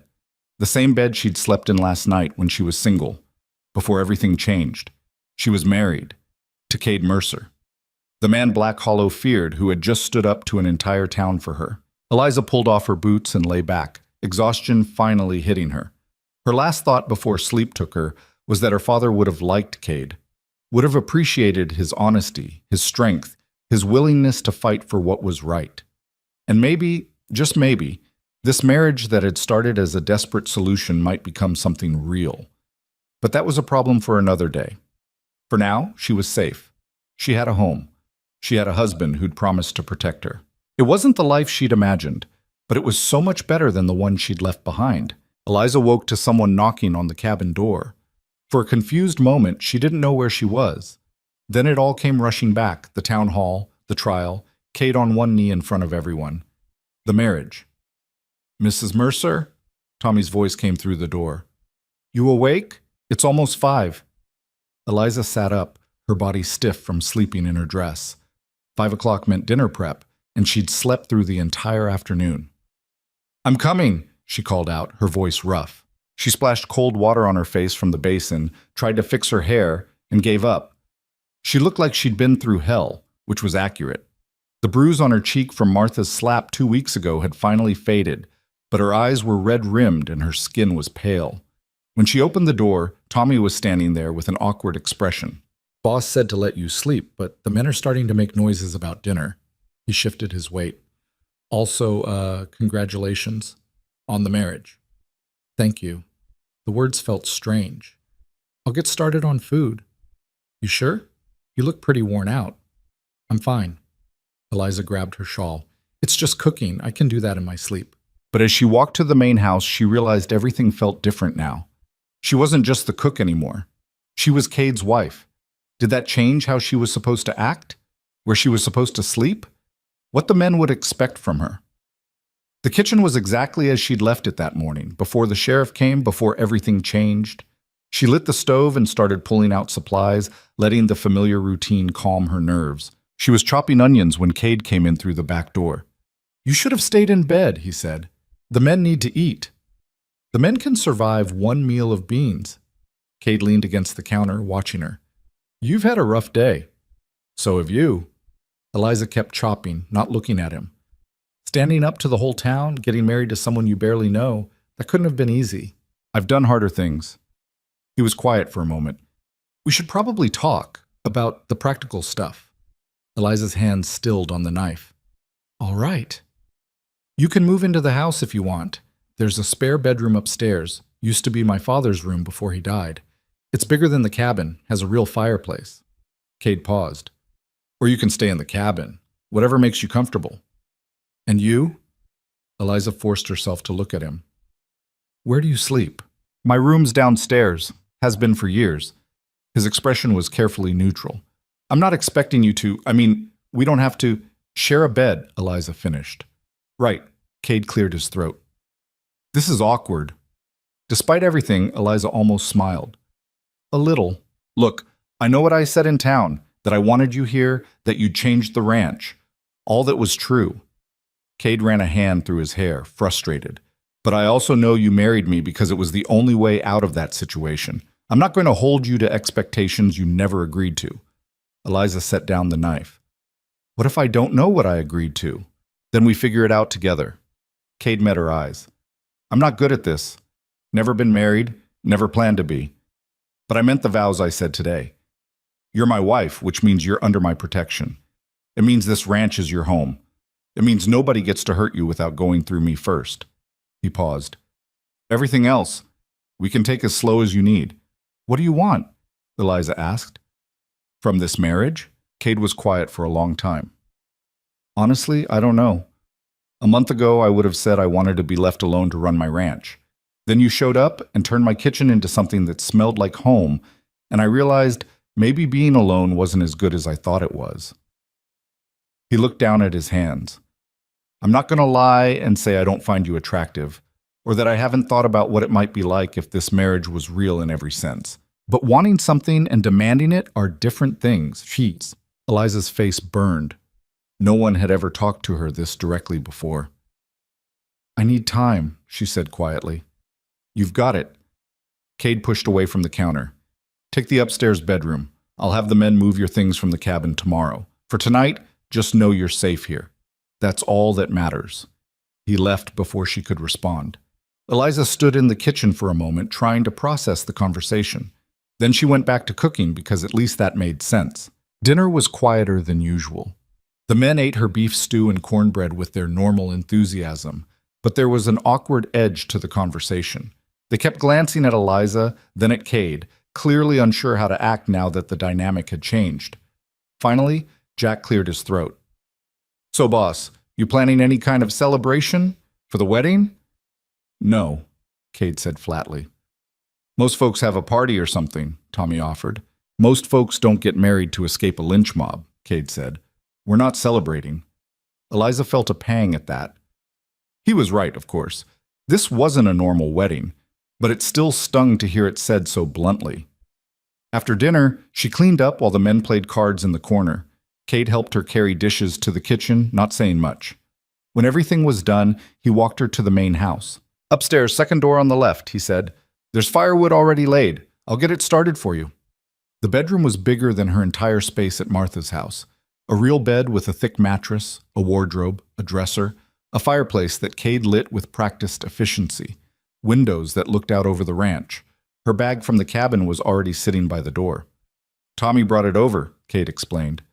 Figured you'd want your things. Thank you. Cade lingered in the doorway. If you need anything, I'm downstairs, first door past the kitchen. Cade? Eliza stopped him before he could leave. What you did today? In town. That was the bravest thing I've ever seen. His expression softened slightly. You survived 3 years with Martha Rowan and kept your kindness intact. That's braver. Then he was gone, closing the door quietly behind him. Eliza sat on the bed, her bed now, and tried to believe this was real, that she was married, that she lived in this house, that the man downstairs had stood up to an entire town for her. She changed into her nightgown, climbed under the thick quilts, and lay there staring at the ceiling. The bed was comfortable. The room was warm. She was safer than she'd been in years. So why did she feel so alone? The first week of marriage was strange. Eliza cooked, cleaned, and managed the household like she had before. But now she slept in the main house, in a room that was clearly meant to be hers. Cade was unfailingly polite, saying good morning, asking how she slept, thanking her for meals. But there was a distance between them that hadn't been there before, like they were both trying too hard to be respectful. The ranch hands adjusted faster than Eliza did. After a few days of awkwardness, they went back to treating her normally. Well, almost normally. They called her Mrs. Mercer now instead of Miss Rowan, and they were more careful about cursing around her. But they still joked, still complained when she made them eat vegetables, still treated her like she belonged. It was Black Hollow that wouldn't let go. The first sign came on the 4th day of her marriage. A writer arrived with a letter from Reverend Morrison requesting Cade and Eliza's presence at church on Sunday to address concerns from the congregation. Cade read the letter and threw it in the fire. We're not going, he said. Maybe we should, Eliza suggested. If people have questions, they don't have questions. They want to make you grovel. Cade's voice was hard. "We're not giving them the satisfaction." But 2 days later, another letter came. Then another. The Reverend was persistent, and he wasn't alone. Several concerned citizens had signed a petition asking the Mercers to clarify the nature of their union and demonstrate appropriate Christian conduct. "Christian conduct," Cade read aloud, his voice dripping with contempt. "From people who threw you in jail for working." Eliza looked at the pile of letters on the kitchen table. "They're not going to stop, are they?" "Probably not." Cade sat down heavily. "But that doesn't mean we have to respond." "What if it affects the ranch? Your business relationships?" "Let it." Cade met her eyes. "I'm not going to parade you in front of those people to prove something we both know is nobody's business."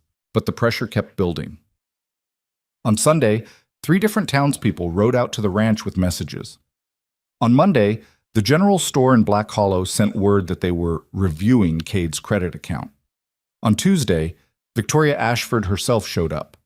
Eliza was in the kitchen when she heard the commotion outside. She looked through the window and saw Victoria's fancy carriage in the ranch yard, completely out of place among the working horses and cattle. Cade was already walking out to meet her, his expression thunderous. Eliza dried her hands and went outside, arriving just as Victoria was climbing down from the carriage. "Mr. Mercer," Victoria said with that false sweetness Eliza hated. "How kind of you to receive me." "I didn't receive you. You showed up uninvited." Cade crossed his arms. "State your business and leave." Victoria's smile tightened. "I'm here on behalf of the Ladies' Auxiliary. We're planning a social event to welcome new couples into the community, and naturally we'd like to include you and your wife." The pause before wife was deliberate. "We're not interested," Cade said. "Oh, but I insist.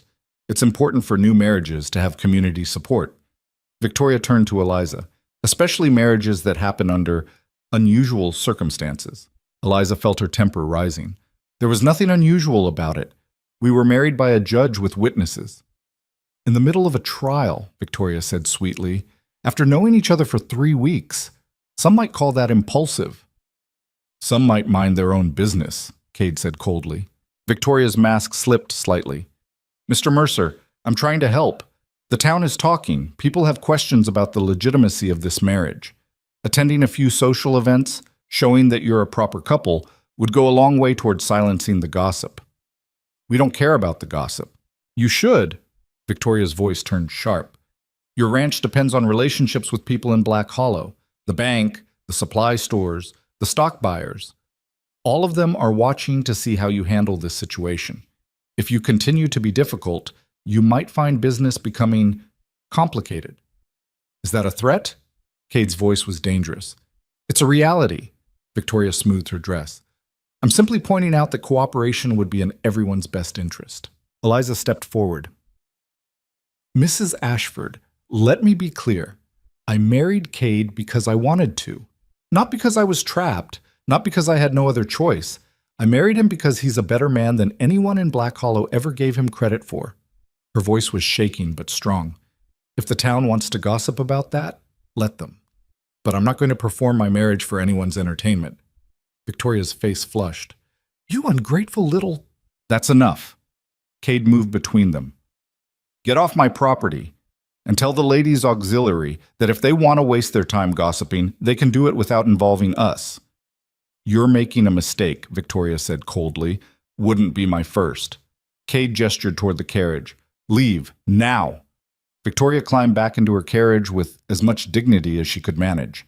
As it pulled away, she called back, "You'll regret this, Mr. Mercer, both of you." The carriage disappeared down the road. Cade stood watching it go, his jaw clenched. "I'm sorry," Eliza said quietly.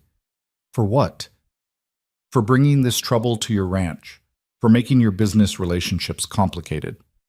Cade turned to look at her. "Eliza, I've been running this ranch for 10 years. I've survived droughts, harsh winters, cattle thieves, and price crashes. You think I'm worried about Victoria Ashford's social pressure?" She said, "The bank. The bank wants my money, same as always. Victoria's bluffing." Cade's expression softened. "But even if she wasn't, even if this did cost me business relationships, I wouldn't change what I did. You're worth more than their approval." Eliza felt tears threatening. "You keep saying things like that." "Because they're true." Cade hesitated, then touched her shoulder gently. Come on, let's get back inside. I'm hungry, and whatever you're making smells good. But Victoria's visit was just the beginning. Over the next week, the pressure intensified. The general store did cut off Cade's credit. The bank sent a letter requesting a meeting to discuss the ranch's financial situation. Two of Cade's regular stock buyers suddenly became unavailable when he tried to arrange sales. Jack brought the news back from town after a supply run, his expression grim. It's bad, boss. They're organizing. Victoria's got half the merchants convinced that dealing with us is bad for their reputations. Let them convince whoever they want, Cade said. We'll buy from Ridgeway instead. Ridgeway's a full day's ride. That's going to make everything harder. Then it's harder. Cade's voice was flat. I'm not backing down. But Eliza could see the strain wearing on him. He was up earlier, working later, dealing with problems that shouldn't exist. And it was all because he'd married her. That night, she found him in the barn after dinner, checking on a horse that had thrown a shoe earlier. Cade, she said quietly, we need to talk. He looked up from the horse's hoof. About how much this marriage is costing you. Eliza stepped into the barn, closing the door behind her. The store, the bank, the stock buyers, all of it. It's temporary. They'll get bored and move on. What if they don't? Eliza wrapped her arms around herself. What if Victoria's serious about making this difficult? Then it's difficult. Cade set down the horse's hoof and straightened. Eliza, where are you going with this? I'm saying maybe we should go to one of their events. Show them we're a normal couple, whatever that means. Just to take the pressure off. Absolutely not. Cade, no. His voice was firm. I'm not parading you in front of those people so they can judge whether our marriage meets their standards. That's exactly what they want. For us to come crawling back, proving we're sorry for embarrassing them. I don't want your ranch to suffer because of me. The ranch will be fine. Cade moved closer, his expression intense. But I need you to understand something. When I married you, I made a choice. I chose you over their approval. I chose your safety over their comfort. And I'd make the same choice every single time, no matter what it cost me. Eliza felt something crack open in her chest. Why? Because you deserve someone who chooses you. Cade's voice was rough. Because I'm tired of watching good people get crushed by people who think money and social standing make them better. Because somewhere over the past month, you became important to me, and I don't abandon people who are important to me. They stood there in the barn, the lantern light throwing shadows across Cade's scarred face.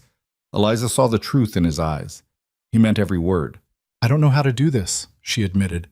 How to be married. How to be someone's wife. I don't either. Cade's mouth quirked slightly.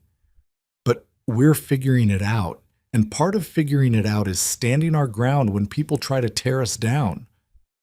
Even if it costs you everything? It won't cost me everything, but even if it did.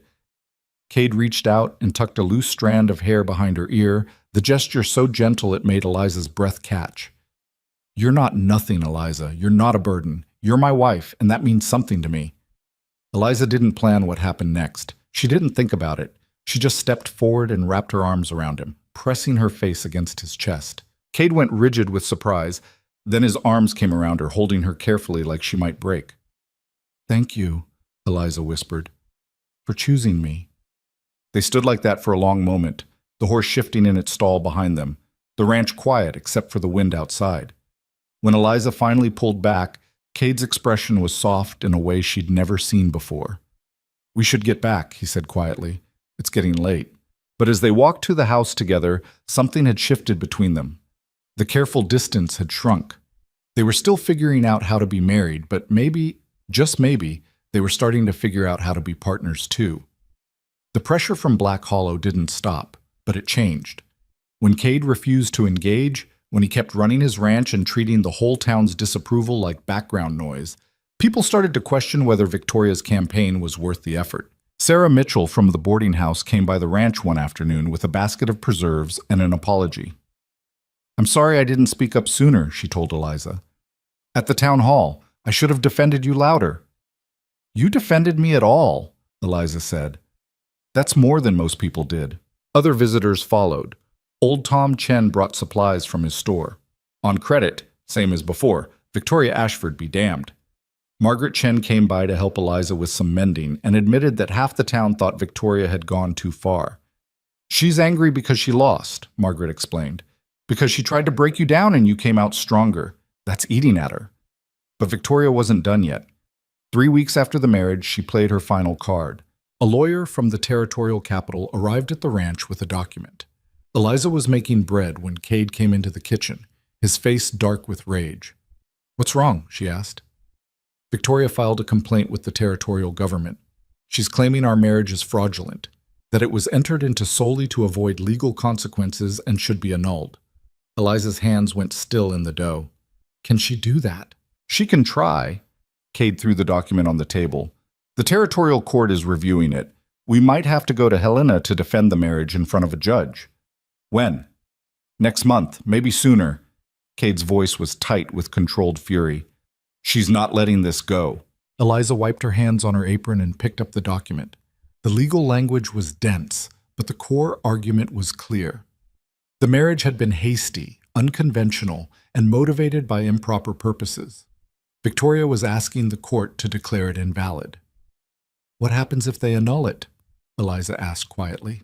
"You'd go back to being unmarried. Legally speaking, we'd never have been married at all." Cade met her eyes. "And you'd have no legal protection from another complaint. They could come after you again, and I couldn't stop them." Eliza set down the document. "Then we fight it.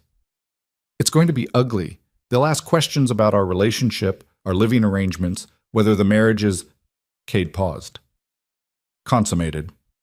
Eliza's face burned. "Oh, which it's not.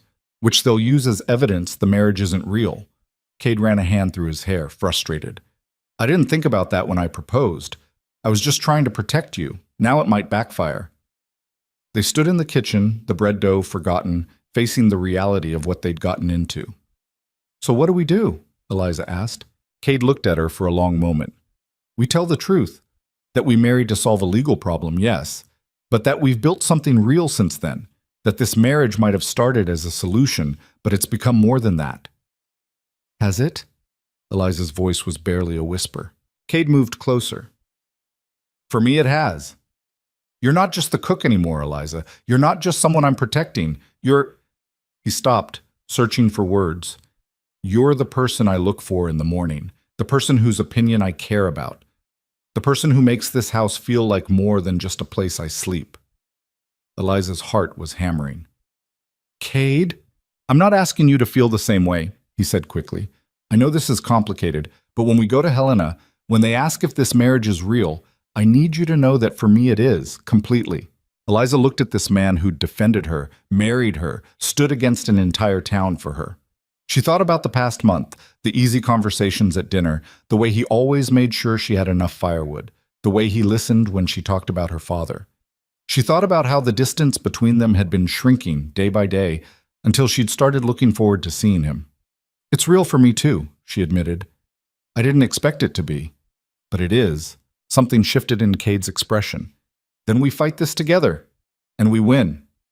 He reached for her hand, and this time when their fingers intertwined, it didn't feel awkward or uncertain. It felt right. Outside, the Montana winter was getting harsher. But inside the ranch house, something warm was growing between two people who'd married as strangers and were slowly becoming something more. Victoria Ashford might be trying to destroy them. The town might still be gossiping, but Cade and Eliza were done caring what Black Hollow thought. They had each other now. And that was enough. The night after they decided to fight together, Eliza couldn't sleep. She kept thinking about the hearing in Helena, about standing in front of a judge and having to prove her marriage was real, about the questions they'd ask, the things she'd have to admit or deny. Around midnight, she gave up and went downstairs to make tea. She was surprised to find a light still burning in Cade's room. She knocked softly. "You awake?" The door opened. Cade was still fully dressed, papers spread across his desk. "Can't sleep either?" "Keeps running through my head. What they'll ask, what we'll say." Cade stepped back, letting her into his room. It was sparse. A bed, a desk, a wardrobe. Nothing decorative, nothing soft, just the essentials for a man who'd spent most of his life working. "I've been writing down everything," he said, gesturing to the papers. "Timeline of when we met. when you started working here, when we got married. Figured we should have our story straight. Eliza sat in the chair by his desk. What if our story isn't good enough? What if they decide it doesn't matter that we care about each other now because we didn't love each other when we married? Then the law's an ass. Cade sat on the edge of his bed facing her. But I don't think it'll come to that. We've got witnesses. The ranch hands can testify we've been building a life together. Sarah Mitchell, Tom Chen, they'll vouch for us. Against Victoria Ashford's lawyer? Against whatever story she's constructed? Yes. Cade's voice was firm. Because our story is true. And hers is spite dressed up as concern. Eliza picked up one of his papers. His handwriting was rough but legible. He'd written down dates, details, even small moments she'd forgotten. The first dinner she'd cooked, the time she'd helped Jack's horse through a difficult birth, the evening she'd taught Tommy how to make proper coffee. You remember all this? She asked. I pay attention. Cade looked almost embarrassed. Especially when something matters. Eliza set down the paper and looked at him directly. Can I ask you something? And will you tell me the truth? Always. Do you regret it? Marrying me? Bringing all this trouble onto yourself?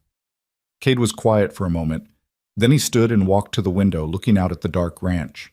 When I was 15 and my father died, I was alone. Completely alone. No family, no money, just a piece of land and a lot of debt. His voice was low. I spent the next 12 years building this ranch, and I was proud of it. Proud of doing it myself, of not needing anyone. I told myself being alone was strength. He turned back to face her. Then you showed up at that Christmas social with your elephant cookies, and those women tore into you, and I saw something I'd been pretending not to see for years. That Black Hollow is full of people who mistake cruelty for power. That being alone isn't strength. It's just being alone. Cade, let me finish. He moved closer. These past 2 months with you here have been the best I've had since before my parents died. Not because you cook well, though you do. Not because you make the house cleaner or the men happier, though you do that too. But because for the first time in 12 years, I'm not alone. I'm building something with someone instead of just by myself. Eliza felt tears threatening. I don't know if I'm worth all this trouble. That's the thing, though. You are. Cade crouched down so they were eye level. You survived 3 years with Martha. You kept your kindness even when everyone tried to beat it out of you. You're standing here now, scared but ready to fight anyway. That's worth defending. What if we lose in Helena? Then we lose. But at least we went down swinging. His mouth quirked into almost a smile. Besides, I've been thinking. Even if they annul the marriage, they can't make you leave the ranch. You're my employee, that's legal. We just go back to how things were before, except I'll know I tried everything to protect you. That's not how things were before, Eliza said quietly. No, Cade agreed. It's not. They looked at each other in the lamplight. Eliza thought about all the walls she'd built around herself over the past 3 years, all the ways she'd learned to be small, to not want things, to not hope for more than survival. And she thought about how Cade had been gently dismantling those walls since the moment he'd defended her cookies. I should let you sleep, she said, standing up. Cade stood too. Eliza, wait. She turned back. When we go to Helena, they're going to ask personal questions about our marriage, about whether it's real. He looked uncomfortable. I won't lie, but I also won't say anything that makes you uncomfortable. So if there are things you don't want discussed, tell me now. Eliza understood what he was really asking. I don't want to lie either, but I also don't want to give them ammunition. Then we tell the truth, that we married quickly for legal protection, but we've been building something real since then. That we're partners, even if we're still figuring out what that means. Partners, Eliza repeated. The word felt right. I can work with that. The trip to Helena took 3 days. Cade brought Jack and Tommy as witnesses, and they rode hard through late February cold. Eliza had never been to the territorial capital before. It was bigger than she'd imagined. Actual paved streets, buildings 3 stories tall, people everywhere. The hearing was scheduled for 9 in the morning at the territorial courthouse. Victoria had arrived a day earlier with her lawyer, a sharp-faced man named Thornton, who looked like he'd never smiled in his life. They met outside the courtroom. Victoria was dressed in an expensive traveling suit, her expression triumphant. Mr. Mercer, Mrs. Mercer, if that title lasts the day. Her smile was poisonous. I do hope you're prepared to defend your little arrangement. We're prepared to tell the truth, Cade said evenly. How quaint. Victoria's lawyer stepped forward. Mr. Thornton, representing Mrs. Ashford and concerned citizens of Black Hollow. I look forward to demonstrating why this marriage fails to meet territorial standards. There are no territorial standards for marriage except consent and legal age, Cade shot back, which we both meet. We'll see what the judge thinks. The courtroom was smaller than Eliza expected. Judge Harrison was an older man with white hair and tired eyes who looked like he'd heard every excuse and lie the territory had to offer. This is a petition to annul the marriage of Cade Mercer and Eliza Rowan Mercer, he said, reading from a document, filed by Victoria Ashford on grounds that the marriage was fraudulent and entered into for improper purposes. Mrs. Ashford, your lawyer may present the case. Thornton stood. Your Honor, the facts are simple. Miss Rowan was facing legal consequences in Black Hollow for moral impropriety, living unmarried among men at Mr. Mercer's ranch. Rather than address these concerns properly, Mr. Mercer proposed marriage in the middle of a public hearing. The marriage occurred the same day, without proper courtship, without banns being posted, without any of the traditional preparations that demonstrate genuine intent. They were married by a licensed judge, Cade's lawyer, a young man named Peters they'd hired in Helena, countered. A judge who was clearly pressured by the dramatic circumstances. Thornton pulled out papers. I have testimony from multiple witnesses describing the scene while theatrical, desperate, and motivated solely by a desire to avoid legal consequences. The legal consequences were unjust, Peters argued. Miss Rowan had committed no crime. That's irrelevant to whether the marriage is legitimate. Thornton turned to Judge Harrison.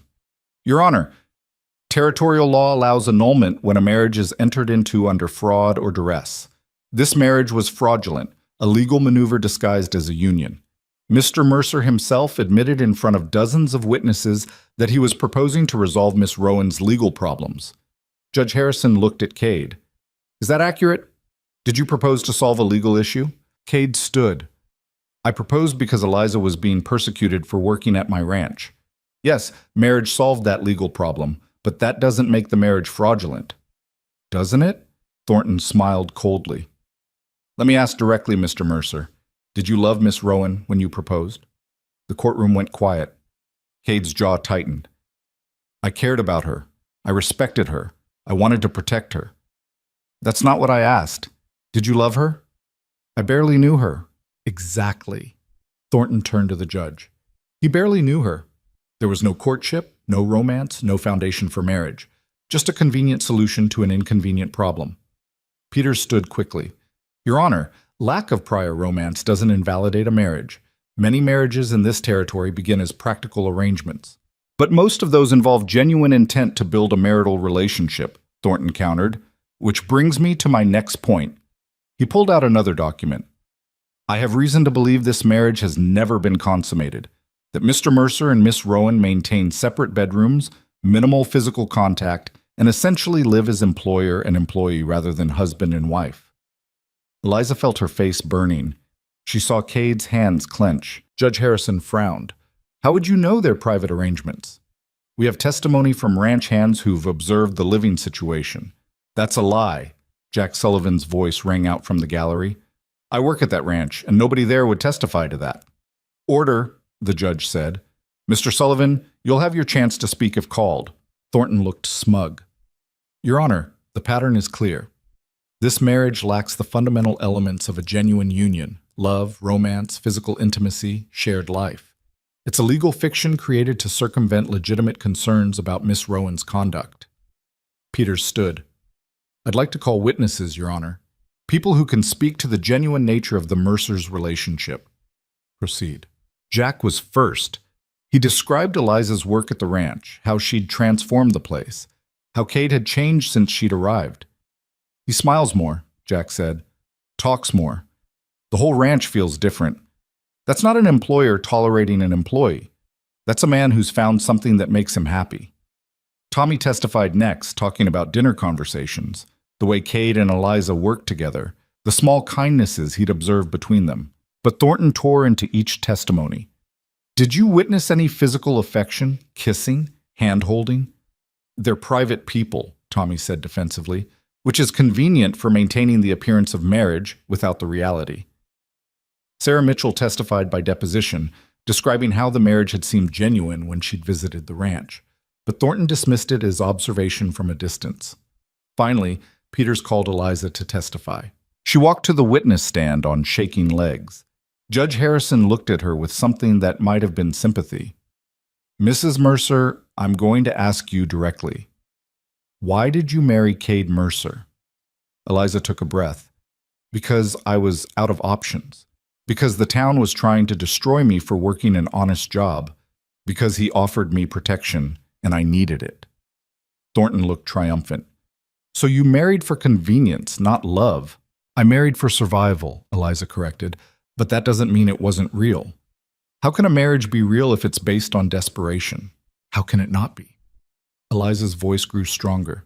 "I was desperate, yes, but Cade didn't take advantage of that. He offered me a choice. He gave me time to decide. He's kept every promise he made." She looked directly at Thornton. "You want to know if I loved him when we married? No, I barely knew him, but I trusted him. And over the past 2 months, that trust has become something more." "Something more?" Thornton's tone was mocking. "Care to elaborate?" Eliza glanced at Cade. He was watching her intently, his expression unreadable.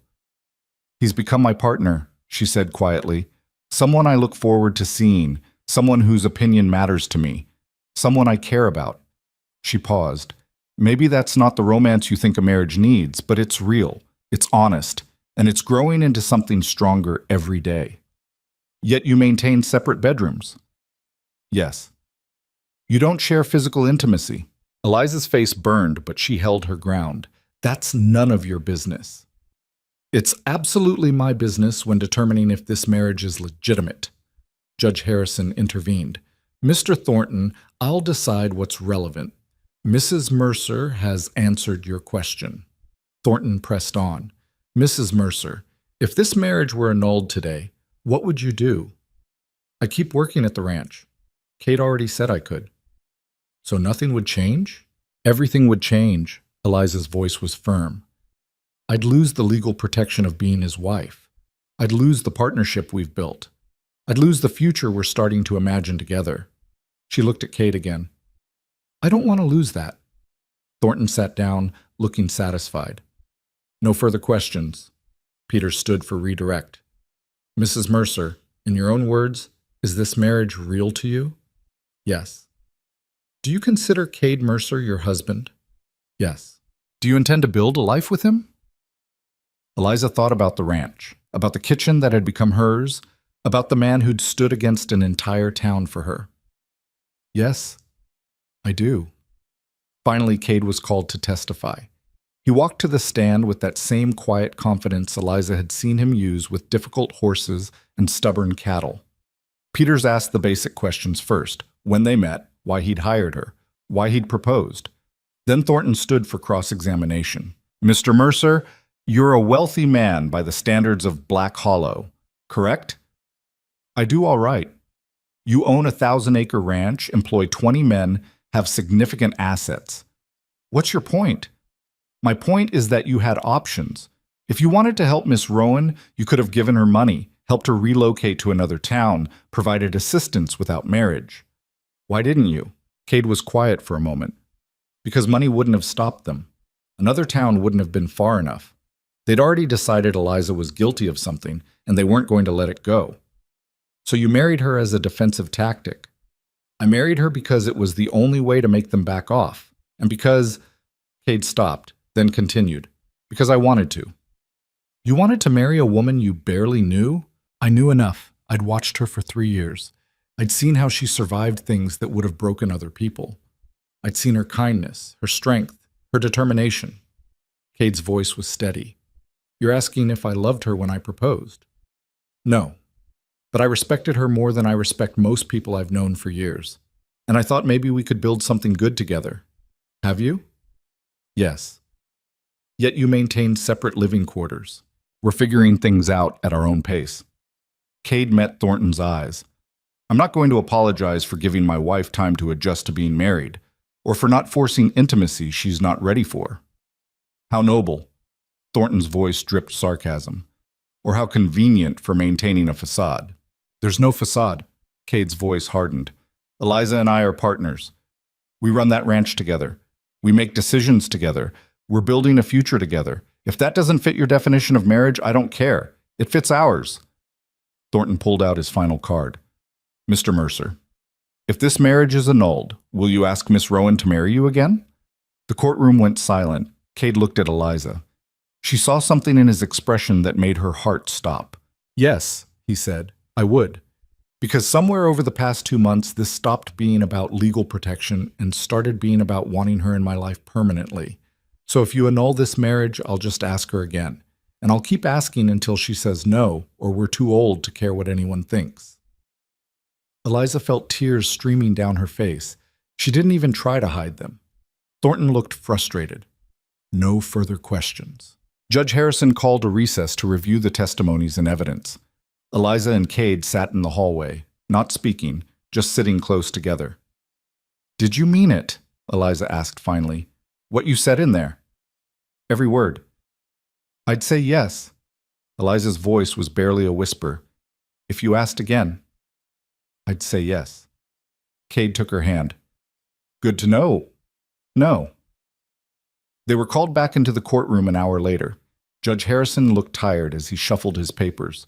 I've reviewed the evidence and testimonies, he said. This is an unusual case. The marriage was clearly entered into under unusual circumstances. That's not in dispute. The question is whether those circumstances make the marriage fraudulent. Eliza held her breath. Mr. Thornton argues that lack of prior romance, quick timeline, and separate living arrangements indicate fraud. However, territorial law doesn't require romance or traditional courtship for a marriage to be valid. It requires consent, legal age, and genuine intent to enter into a marital relationship. The judge looked at Cade and Eliza. I've listened to both parties testify. I've heard witnesses describe the relationship, and I've considered whether this marriage meets the legal definition of genuine intent. He paused. Here's what I observed. 2 adults consented to marriage. They've maintained that marriage for 2 months. They've built a household together, made joint decisions, and by all accounts are developing a genuine partnership. The fact that they're taking time to build intimacy rather than rushing into it actually suggests maturity and respect, not fraud. Thornton started to object, but the judge raised his hand. Mrs. Ashford may disagree with how quickly this marriage occurred. She may believe Miss Rowan's employment at the ranch was inappropriate, but her personal disapproval doesn't constitute legal grounds for annulment. Judge Harrison's voice was firm. The petition is denied.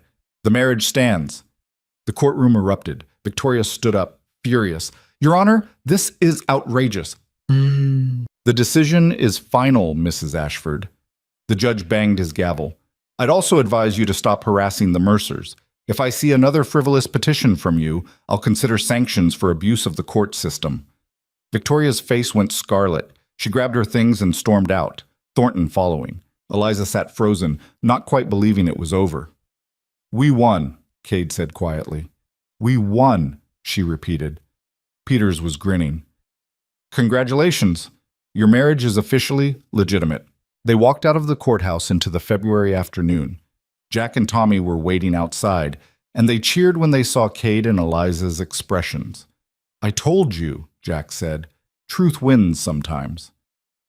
They stayed in Helena one more night before heading back to the ranch. Cade got them separate rooms at the hotel, but after dinner, Eliza knocked on his door. Can we talk? She asked. He let her in. The room was nearly identical to hers, plain, functional, clean. I've been thinking, Eliza said, about what you said in court, about asking me to marry you again if the marriage was annulled. I meant it. I know. Eliza sat in the chair by the window. But the thing is, we're already married, and I don't want to waste any more time figuring out what that means. Cade sat on the edge of the bed. What are you saying? I'm saying when we get back to the ranch, I want to move my things into your room. Eliza's face was burning, but she kept going. I'm saying I want to be your wife in every sense, not just legally. I'm saying I'm done being afraid of wanting something good. Cade crossed the room and knelt in front of her chair, taking her hands. Eliza, you don't have to, I want to. She met his eyes. These past 2 months, you've given me time, space, respect. You've let me heal from years of being told I wasn't enough. And somewhere along the way, I started to believe I might be enough after all. Because you see me as enough. You're more than enough. Then let me be your wife. Really, be your wife. Eliza's voice was shaking but determined. Not because I'm grateful or because I owe you anything, but because I want to build a life with you. Because when I think about the future, I want you in it. Cade pulled her into his arms, holding her tight. I want that too. More than I knew how to say. They held each other in that hotel room in Helena, two people who'd married as strangers and were choosing each other for real this time. The ride back to the ranch felt different. Eliza rode with Cade again, but now she leaned back against him without hesitation. His arms around her felt right. Safe. Like home. When they arrived at Mercer Ridge, the ranch hands were waiting.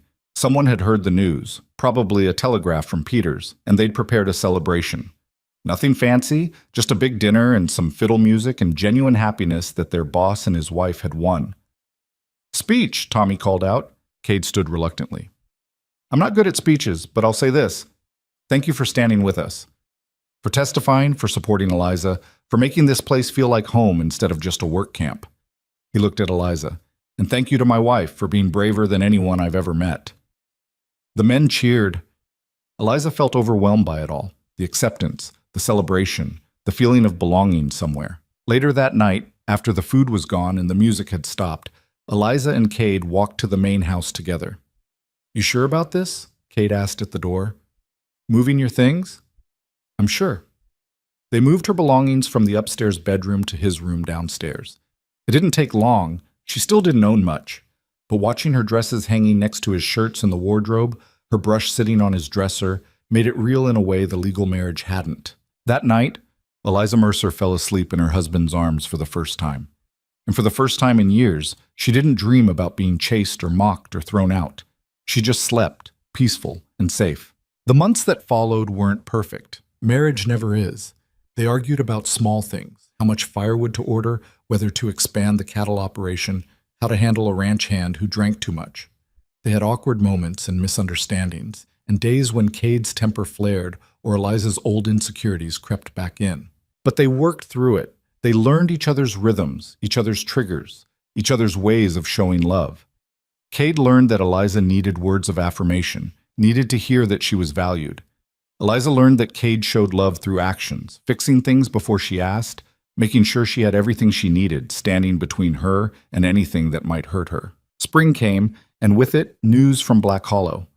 Victoria Ashford had moved to Denver, apparently finding the town too small for her ambitions once she'd lost her social dominance. Martha had sold the house and moved in with a cousin in another territory. The town that had tried so hard to break Eliza down had essentially moved on, finding new targets for their gossip. But something unexpected happened too. People started showing up at the ranch. A widow from Black Hollow, whose husband had left her with nothing. A young woman who'd been thrown out by her family for getting pregnant before marriage. A man who'd been run out of town for being different. Eliza fed them, gave them shelter, helped them figure out their next steps. Some stayed and worked at the ranch. Others moved on once they'd healed enough. But Mercer Ridge became known as a place where people who didn't fit could find acceptance. You're building something, Cade told her one evening as they watched a new arrival, a girl barely 18 who'd run away from an arranged marriage, eat her first real meal in days. Something bigger than just a ranch. And we're building it, Eliza corrected. You're the one who lets them stay. You're the one who makes them feel like they matter. Cade put his arm around her shoulders. That's always been your gift.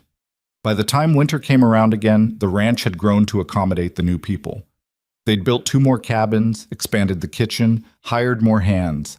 It was chaotic and messy, and sometimes overwhelming. It was also everything Eliza had never known she wanted. On the anniversary of that disastrous Christmas social, Eliza made elephant-shaped gingerbread cookies again. Not because she had to, but because she wanted to remember where she'd come from. She brought them to dinner, setting the tray on the table without explanation. The ranch hands, now 30 of them, plus the various people who'd found refuge there, grabbed them eagerly. No one mocked them. No one questioned why they were shaped like elephants. They just ate them and asked for more. These are perfect, Tommy said, his mouth full. They really are, Cade agreed, taking one. Just like the first time I tried them. Eliza looked around the table at all these people who'd become her family. at the ranch that had become her home, at the husband who'd started as a stranger and had become the best part of her life. "You know what my father used to say?" she said quietly. "He said elephants never forget. That's why he taught me to make these cookies. So I'd never forget him, never forget where I came from." The table had gone quiet, everyone listening. "But I think he was also teaching me something else." Eliza looked at Cade. "He was teaching me that the things we create with love, whether it's cookies or homes or families, those things last. Those things matter. Even when the world tries to destroy them." Cade took her hand across the table. "Wise man, your father." "He would have liked you," Eliza said. "He would have liked all of this." That winter was harsh, but the ranch survived it. More than survived. Thrived. And when spring came again, bringing with it new life and new possibilities, Eliza stood in her kitchen making bread and realized something profound. She was happy. Not the cautious, temporary happiness of someone waiting for the other shoe to drop, but deep, real happiness. The kind that comes from knowing you've found your place in the world. The kind that comes from being chosen by someone who sees all of you and decides you're worth fighting for. Years later, people in Montana Territory would tell stories about Mercer Ridge, about how it became a refuge for people who didn't fit anywhere else, about the woman who'd been mocked for her cookies and built an empire of kindness, about the rancher who'd married her to save her and ended up being saved himself. But Eliza never thought of it as a story. She thought of it as a life, messy and imperfect and hard-won. A life built on the foundation of two people who'd started as strangers, became partners out of necessity, and chose to become lovers out of genuine affection. Sometimes Cade would find her standing at the window, looking out over the ranch, and he'd ask what she was thinking about. "I'm thinking about how far we've come," she'd say. "How different everything is from that day in the town hall." "Regrets?" he'd ask. "Not a single one." And she meant it. Because the truth Eliza had learned, the truth that her father's elephant cookies had been trying to teach her all along, was that the things people mock you for, the things that make you different, those are often the things that save you in the end. Her awkwardness had taught her empathy. Her loneliness had taught her to value connection. Her struggles had taught her to fight for people who couldn't fight for themselves. And those cookies that everyone had laughed at, they'd become famous throughout the territory. Every winter festival, people would come to Mercer Ridge specifically to get Eliza Mercer's elephant cookies. Children who'd grown up eating them brought their own children. The recipe was copied and shared and became a tradition. But Eliza never forgot why she made them. Never forgot her father teaching her with patient hands. Never forgot standing in that town hall with everyone laughing at her, and one scarred rancher deciding she was worth defending. On their 5th anniversary, Cade gave Eliza a gift, a professional sign for the ranch entrance. It read, "Mercer Ridge, home to everyone who needs one." "You approve?" he asked. Eliza kissed him. "It's perfect." Because it was. Just like the life they'd built together, not smooth, not easy, but honest and real and filled with the kind of love that grows slowly and roots deep. The kind of love that starts with elephant-shaped cookies and ends with changing the world, one lost soul at a time. The kind of love worth fighting an entire town for. And as Eliza stood on her porch, watching the sun set over the ranch with her husband's arm around her shoulders, she understood something her younger self never could have imagined. Sometimes the people who break you open are the same ones who help you rebuild stronger. Sometimes the worst day of your life leads to the best years. Sometimes the marriage you enter out of desperation becomes the love story you never knew you needed. And sometimes, just sometimes, the girl everyone said wasn't enough becomes exactly who she was always meant to be. Not despite her struggles, but because of them. Not in spite of being different, but because of it.